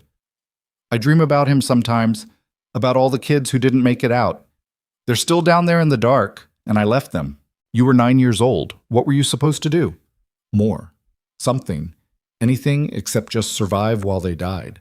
Elias knelt beside her in the snow. "Listen to me. You did everything you could. You kept 5 other children alive through 2 years of hell. You fought when most people would have given up. You protected them when you should have been protected yourself." He put a hand on her shoulder. "Whatever happens tomorrow, whatever that jury decides, you've already won. Because you're alive, you're free, and Granger will never touch you again." "You can't promise that." "Watch me." She looked at him with those old, tired eyes. "Why do you care so much? Really? Is it just because I look like your daughter?" "At first, maybe. But not anymore." He chose his words carefully. "You're not Sarah. You're Clara. And Clara is brave and fierce and strong in ways Sarah never had to be. You're your own person, and that person is worth fighting for." Something in her expression cracked. Not broke. She'd been broken too many times already, but cracked enough to let something out. Something that looked like hope, fragile and uncertain. "I'm scared," she whispered. "About tomorrow. About seeing him again." "I know. But you won't be alone. I'll be right there. Owen will be there. Marshall Cross will be there. And the other kids will be there. We're all in this together. What if we lose? Then we lose. But at least we fought." He stood, offered her his hand. "Come on. Let's go inside. It's too cold out here." She took his hand and let him pull her to her feet. Together they walked back to the house, where lamplight glowed warm in the windows and 4 other children waited. Tomorrow they'd travel to Helena. Tomorrow they'd face Granger in court. Tomorrow everything would change, one way or another. But tonight they were together. They were safe. And sometimes that had to be enough. The courthouse in Helena was bigger than anything the children had ever seen. 3 stories of stone and glass that seemed designed to make people feel small. Elias watched them crane their necks to stare at it, saw the fear creeping into their expressions and wished he could tell them it would be easy. But lies wouldn't help them now. "It's just a building," Clara said, more to herself than anyone else. "Just walls and floors and a man in a black robe. That's all." "That's all," Samuel echoed, but his good hand was clenched tight enough that his knuckles had gone white. They climbed the steps together, Elias, Owen, and 5 children who'd survived worse than a courtroom but didn't quite believe it yet. Hannah held Grace's hand. Ivy clutched her rag doll. Clara walked ahead of them all, her spine straight, her face carefully blank. Inside, Marshall Cross was waiting with a woman Elias didn't recognize. She was maybe 35, dressed in clothes that said lawyer without screaming it, and she had the kind of eyes that missed nothing. "This is Catherine Wade," Cross said. "Federal prosecutor assigned to the case, best in the territory." Wade shook Elias's hand with a grip that could crack walnuts. "Marshall Cross has told me about you, about all of you." She looked at the children. "I know you're scared. I would be too. But I need you to trust me when I say we're going to win this." "You can't know that," Clara said. "No, you're right. I can't." Wade knelt to Clara's level. "But I can promise I'll fight like hell to make sure Granger never hurts another child.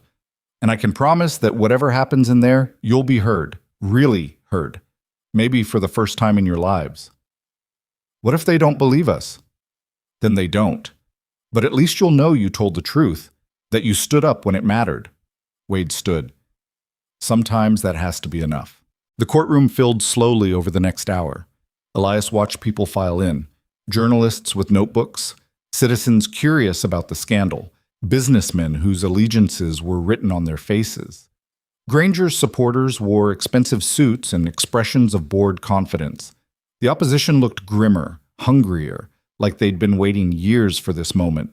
Granger himself arrived flanked by 3 lawyers who probably cost more than Elias's entire ranch.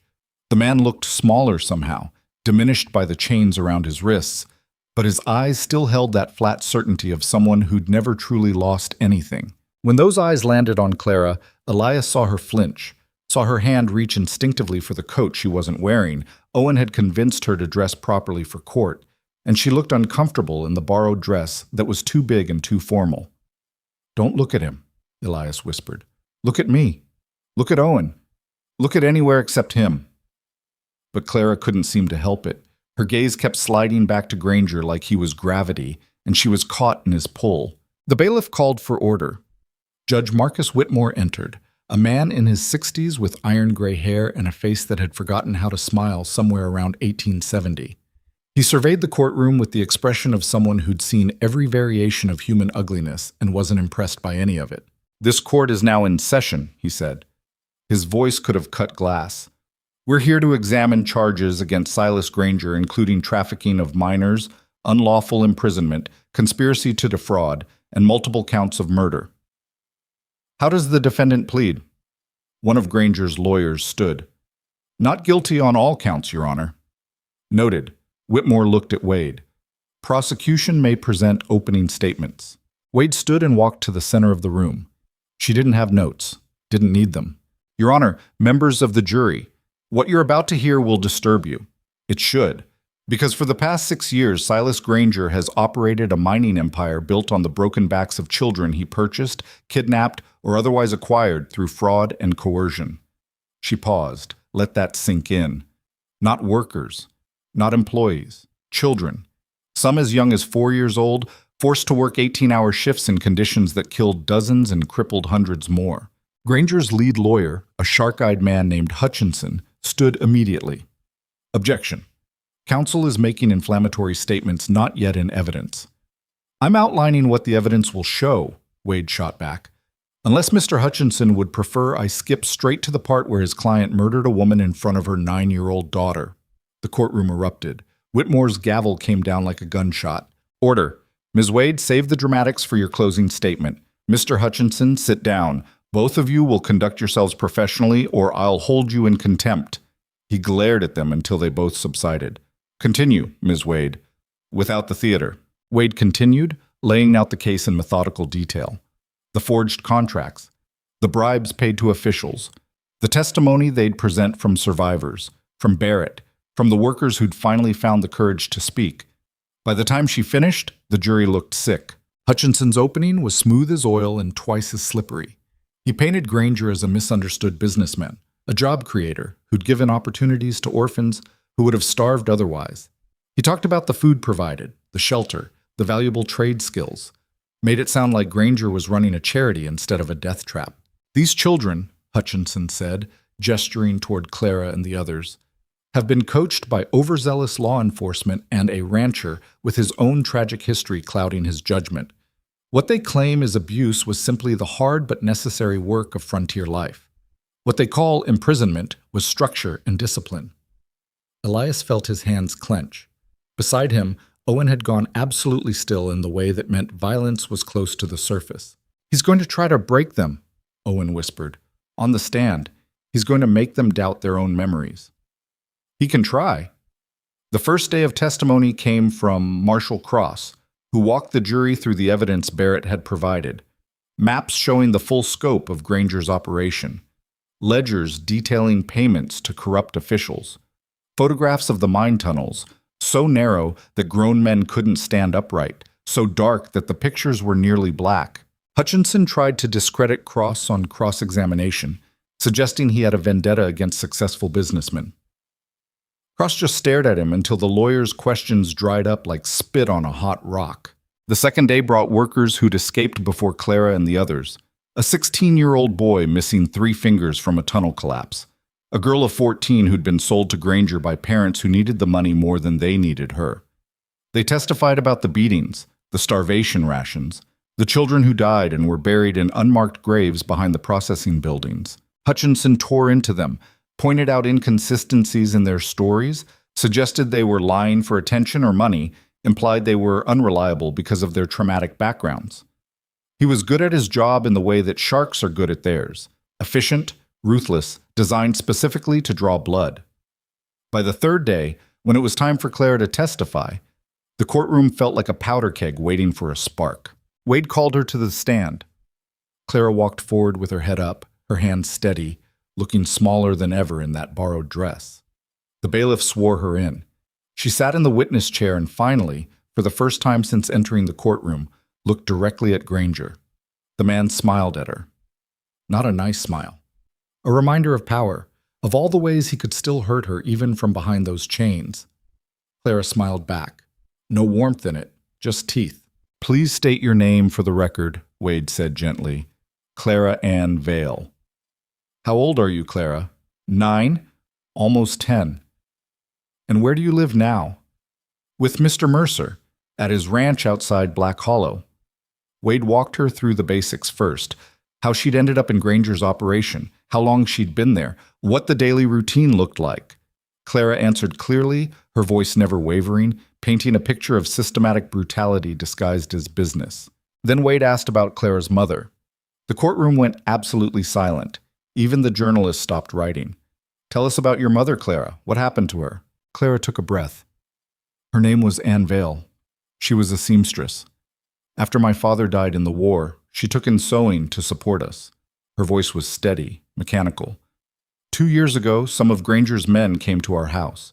They said she owed money for supplies she'd bought on credit. She said she didn't owe anything, that she always paid cash. They said she could settle the debt by signing me over to work in the mines for 2 years. "And did she sign?" "No. She told them to leave. So they came back the next night with Granger himself." "What happened then?" "He offered her money. Said he'd pay good wages for me to work as a house servant for a wealthy family. Said it was a better life than we had." Clara's hands clenched in her lap. "Mama knew he was lying, told him no. He got angry. Said she was being stupid and selfish." "Then what happened?" "He shot her." The words came out flat, stripped of everything except fact. "In the stomach. Made me watch while she bled. Told her she should have taken his offer when he was being nice about it." Someone in the gallery gasped. A woman started crying. Whitmore's gavel came down once, sharp. "How long did your mother take to die, Clara?" 3 hours and 18 minutes. I counted. The courtroom exploded. People shouting, crying, demanding Granger be hung right there. Whitmore hammered his gavel until the noise died to shocked murmurs. Wade let the silence build. "What did Granger do after your mother died?" Put me in a wagon with 4 other children, took us to the mines, told us if we tried to run, he'd do to us what he did to Mama. Clara finally looked away from Granger, focused on Wade instead. I believed him. We all did. Thank you, Clara. I know that wasn't easy. Wade returned to her table. Your witness, Mr. Hutchinson. Hutchinson stood slowly, arranging papers he didn't need, creating drama, buying time to shift the jury's attention from the horror they'd just heard. Miss Vale, he began, his voice dripping false sympathy. You've told us a very disturbing story. Very disturbing indeed. But I have to ask, are you certain your memory of these events is accurate? Yes. You were 7 years old at the time, correct? Traumatized by your mother's death. Isn't it possible you've confused some details? No. Young children often have vivid imaginations. They sometimes remember things that didn't quite happen the way they think. I didn't imagine my mama bleeding to death on our kitchen floor. Claire's voice went cold. I didn't imagine counting the minutes while she begged him to let me go. I didn't imagine any of it. Hutchinson changed tactics. You've been living with Mr. Mercer for several months now, a man who lost his own daughter in tragic circumstances. Is it possible he's influenced your testimony? Perhaps suggested details that would make Mr. Granger look worse? Mr. Mercer never told me what to say. But he has an interest in seeing my client convicted, doesn't he? After all, he's seeking permanent custody of you and the other children. If Mr. Granger is acquitted, that becomes much more difficult. Wade shot to her feet. Objection! Counsel is implying the witness has been coached without any evidence to support it. I'm exploring potential bias, Your Honor. You're badgering a 9-year-old, Whitmore said flatly. Move on, Mr. Hutchinson. Now. But Hutchinson had found his angle and he wasn't letting go. Miss Vale, you claim you and 5 other children escaped from my client's operation. Yet you left dozens more behind, didn't you? Clara went still. Yes. Why didn't you try to free them too? If conditions were as terrible as you claim, why save only yourselves? Because we couldn't? Or wouldn't? Perhaps because conditions weren't actually as bad as you're now claiming. Perhaps you simply wanted to avoid honest work. Objection! Wade's voice cracked like a whip. Sustained. Mr. Hutchinson, if you have actual questions, ask them. Otherwise, sit down. But the damage was done. Elias saw it in Clara's face. The guilt she carried about the children left behind, weaponized by a lawyer who understood exactly where to press to cause maximum pain. I wanted to save them, Clara said quietly. All of them. But we were just kids ourselves. We barely made it out alive. Yet here you are, alive, warm, fed, living on a ranch with a man desperate enough for family that he'll believe anything you tell him. Hutchinson leaned forward. Isn't it convenient that your story gives you exactly what you want? A home, sympathy, freedom from work, while destroying a man whose only crime was trying to run a business? His crime was murdering my mother. Claire's voice shook but didn't break. His crime was working children to death in tunnels that collapsed. His crime was selling girls to men who... She stopped, swallowed hard. I'm not lying. I'm not confused. And I'm not letting you make this about anything except what he did. The courtroom erupted again. This time Whitmore let it go for a few seconds before restoring order. When he did, Claire was still staring at Hutchinson with eyes that had gone hard as stone. Are we finished, Counselor? Whitmore asked. Just one more question, Your Honor. Hutchinson turned back to Clara. If conditions were so terrible, if Mr. Granger was this monster you describe, why did it take you 2 years to escape? Why not run sooner? Clara was quiet for a long moment. When she spoke, her voice was barely above a whisper, but every person in that courtroom heard it. Because he taught us to be afraid. Because he made examples of the ones who tried and failed. Because when you're 7 years old and you watch your mama die, you start believing that the people with power can't be beaten, that running just means dying slower. She looked directly at Granger. But I stopped being afraid. We all did. And that's why we ran. No further questions? Hutchinson said quickly, sitting down before she could say anything else. Wade called Samuel next. Then Hannah, though she barely managed 3 words before breaking down and had to be excused. Grace and Jesse never took the stand. Wade decided they were too fragile, and Whitmore agreed. The testimony from Clara and Samuel was damning enough. The trial lasted 8 more days. Witnesses contradicted witnesses. Experts argued over child labor laws and mining regulations. Granger's lawyers produced forged documents and paid testimony. Wade systematically destroyed every piece of it, but Elias could see the toll it took on the children, watching the system grind forward, never quite certain it would grind in their favor. On the final day, both sides gave closing arguments. Hutchinson painted Granger as a scapegoat, a successful man torn down by lies and political maneuvering. Wade reminded the jury about Clara counting minutes while her mother died, about Samuel's crooked arm, about Noah's grave on a ranch that should have never become a graveyard. The jury deliberated for 6 hours. When they filed back in, every single one of them looked exhausted, looked sick, looked like they'd seen something they couldn't unsee. "Has the jury reached a verdict?" Whitmore asked. The foreman stood. "We have, Your Honor." "On the charge of trafficking minors, how do you find?" "Guilty." Clara grabbed Elias's hand so hard her nails drew blood. "On the charge of unlawful imprisonment?" "Guilty." "On the charge of conspiracy to defraud?" "Guilty." "On the charges of murder in the first degree, 23 counts?" The foreman looked directly at Granger. "Guilty on all counts." The courtroom exploded into chaos. Granger's supporters shouted about injustice and corruption. The opposition cheered. Journalists sprinted for the exits to file their stories. Through it all, Whitmore's gavel hammered like thunder. "Order! I will have order!" When the room finally quieted, he turned to Granger. "Mr. Granger, you have been found guilty of crimes so heinous that this court has difficulty finding appropriate punishment. The trafficking and murder of children is an offense against not just law, but against basic human decency." He paused. "I hereby sentence you to hang by the neck until dead. Sentence to be carried out 30 days from today." Granger finally lost his composure. "You can't! This is a travesty! I have lawyers. I have appeals. You have nothing." Whitmore's voice was ice. "Your appeals will fail. Your lawyers will abandon you, and 30 days from now, you will answer for every child you destroyed. Court is adjourned." The gavel came down one last time. In the chaos that followed, Elias pulled all 5 children into a tight knot and held them while they cried. Not from sadness this time, from relief, from the realization that maybe, just maybe, the nightmare was actually over. Outside the courthouse, Catherine Wade found them. "You did it! All of you! You actually did it!" "We didn't do anything," Clara said. "You're the one who—" "No, I presented evidence. You lived through it and found the courage to speak. That's what won this case." Wade knelt down. "I know it doesn't feel like enough. I know no verdict brings back the ones you lost, but you stopped him from hurting anyone else. That matters." "Does it?" "Yeah, it does." Wade stood. "Marshall Cross is filing paperwork for permanent custody. Given the trial outcome, I don't think you'll face much opposition." Elias felt something loosen in his chest. "They can stay? If they want to, if you want them. The court will likely approve it." Wade smiled for the first time since Elias met her. "Congratulations, you're about to become a father of 5. The journey back to the ranch took 3 days.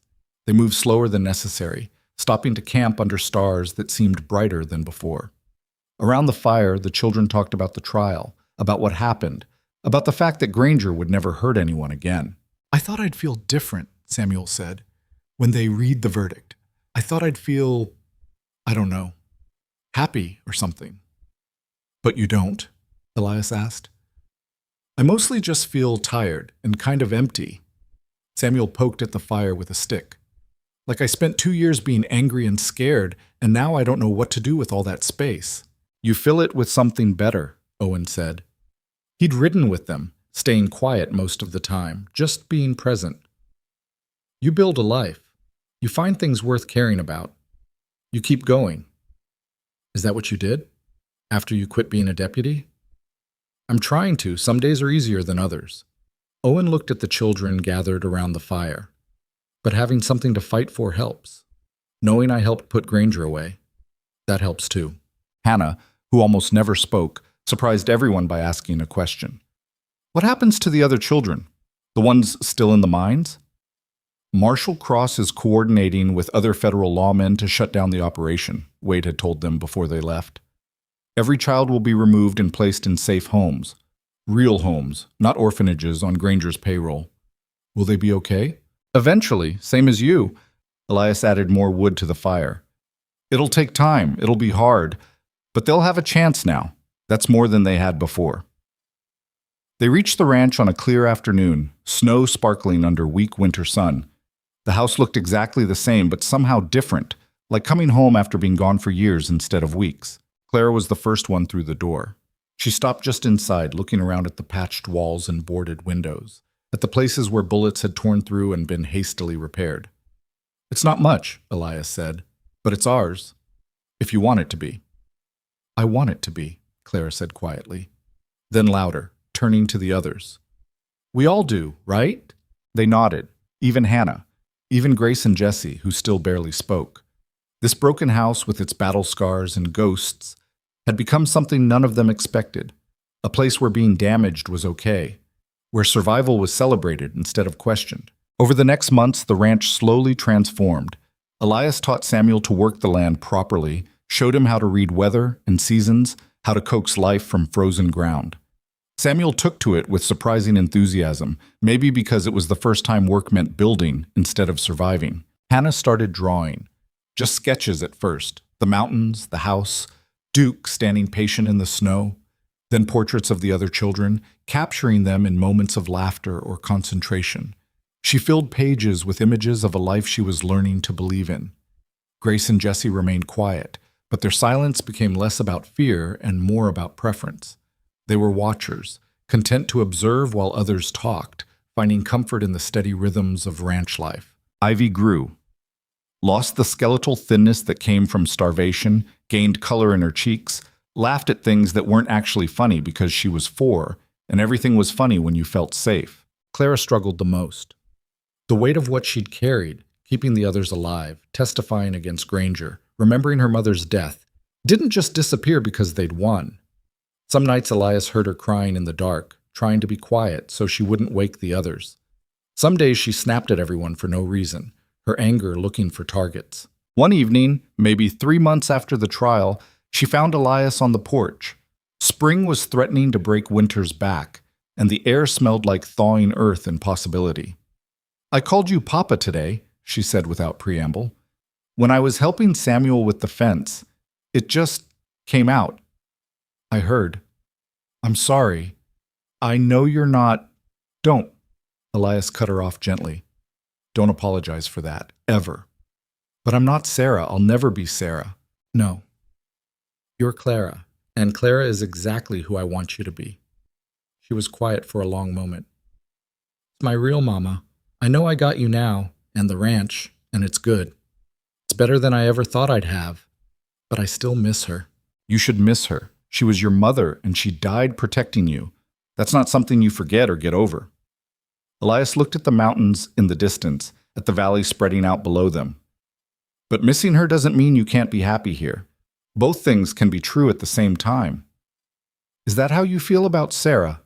And your wife and son?" "Yeah, every single day." He glanced at her. "You know what I realize, though? I've got room in my heart for both.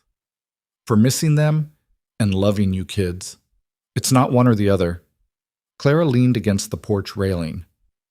"Samuel wants to call you Pa. He asked me if it was okay." "What'd you tell him?" "That it was his choice. That you weren't trying to replace anyone. You were just here, being yourself." She paused.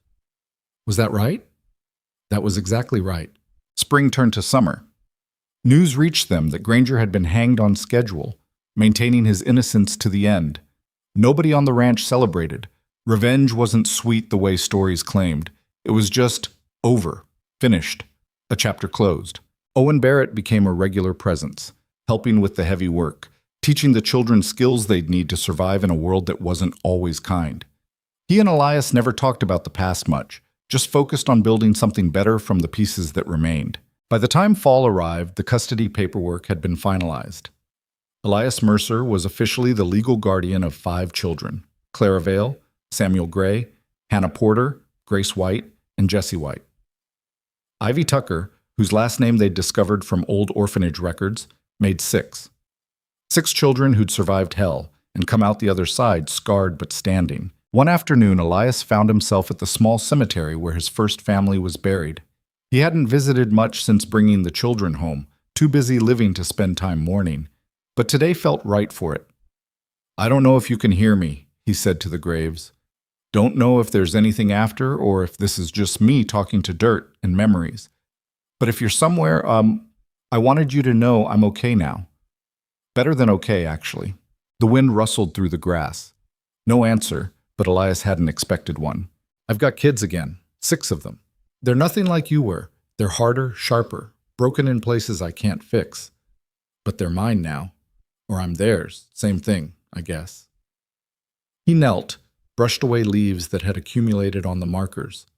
"I thought when you died that I died too, that the rest was just going through motions until my body figured out what my heart already knew.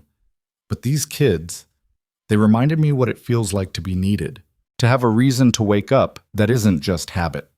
He stood, looked back at the ranch house where smoke rose from the chimney and voices carried on the wind, children arguing about chores or dinner or whose turn it was to feed Duke. "I'll always miss you, all of you. But I'm not drowning in it anymore. I'm living, really living, and I think you'd be okay with that." The graves didn't answer, but somehow, standing there in the autumn sunlight, Elias felt lighter than he had in years. That winter, exactly 1 year after finding 6 children in a collapsing barn, Elias called everyone together for dinner. A real dinner, with food that wasn't just survival rations, around a table they'd built together from scrap lumber. "I've been thinking," he said once everyone was seated, "about names, about what we call each other." The children exchanged glances. "You've been calling me different things. Mr. Mercer, Elias, Papa, Pa. And that's fine. Call me whatever feels right. But I wanted to make something official." He pulled out papers from his pocket. "I talked to a lawyer in town. If you want, if you're okay with it, I can legally adopt all of you. Make you Mercers for real." Silence. Then Clara spoke. "Does that mean you'd be our father? Actually our father, not just our guardian?" "Yeah, that's what it means." "And we'd be a real family? Not just kids you took in?" "You're already a real family. This just makes it official on paper." More silence. Then Samuel grinned. "Can I still call you Pa? Or do I have to use something fancy now?" "Call me whatever you want, as long as you answer when I call you for chores." One by one, they agreed. Even Hannah, who rarely spoke, nodded her yes. Even Grace and Jessie, who communicated more in glances than words. Clara was the last. She looked at the papers, at Elias, at the other children gathered around the table. "My mama's last name was Vale," she said quietly. "I'd like to keep it.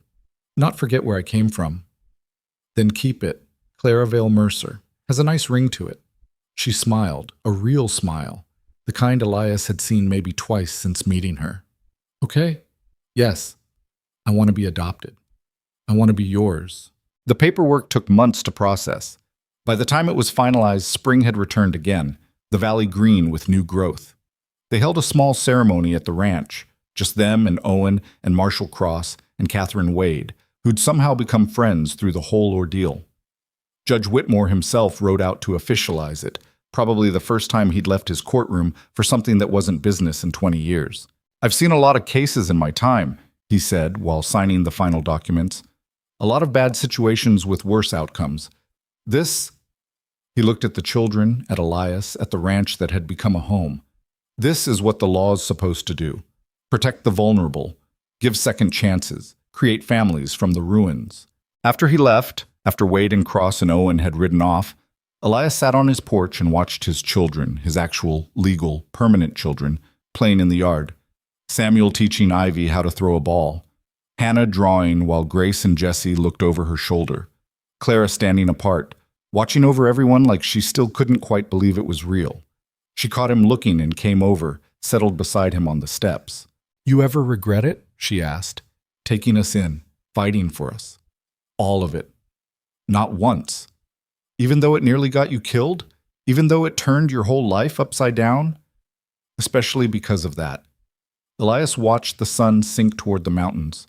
"Before you kids showed up, I was already dead, just waiting for my body to figure it out. You gave me a reason to be alive again." "We're a lot of work, though," broken in ways that don't fix easy. Yeah, you are. He didn't soften it, didn't lie. Some days are harder than others. Some days I don't know what I'm doing or if I'm doing it right. But you know what? What? I'd rather struggle through hard days with you than coast through easy ones alone. Every single time. Clara leaned against his shoulder the way she had that first night, testing whether it was safe, relaxing when he didn't pull away. I love you, Papa, she said quietly. I know I don't say it much, but I do. Elias's throat went tight.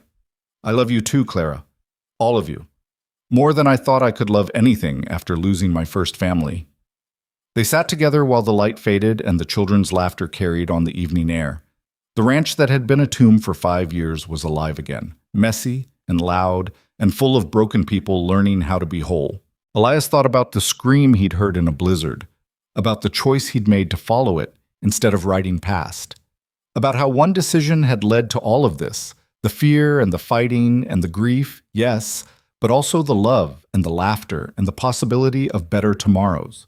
He thought about Granger, dead now, his empire dismantled and his crimes exposed, about the children they'd saved and the ones they couldn't, about justice that came too late for some, but just in time for others.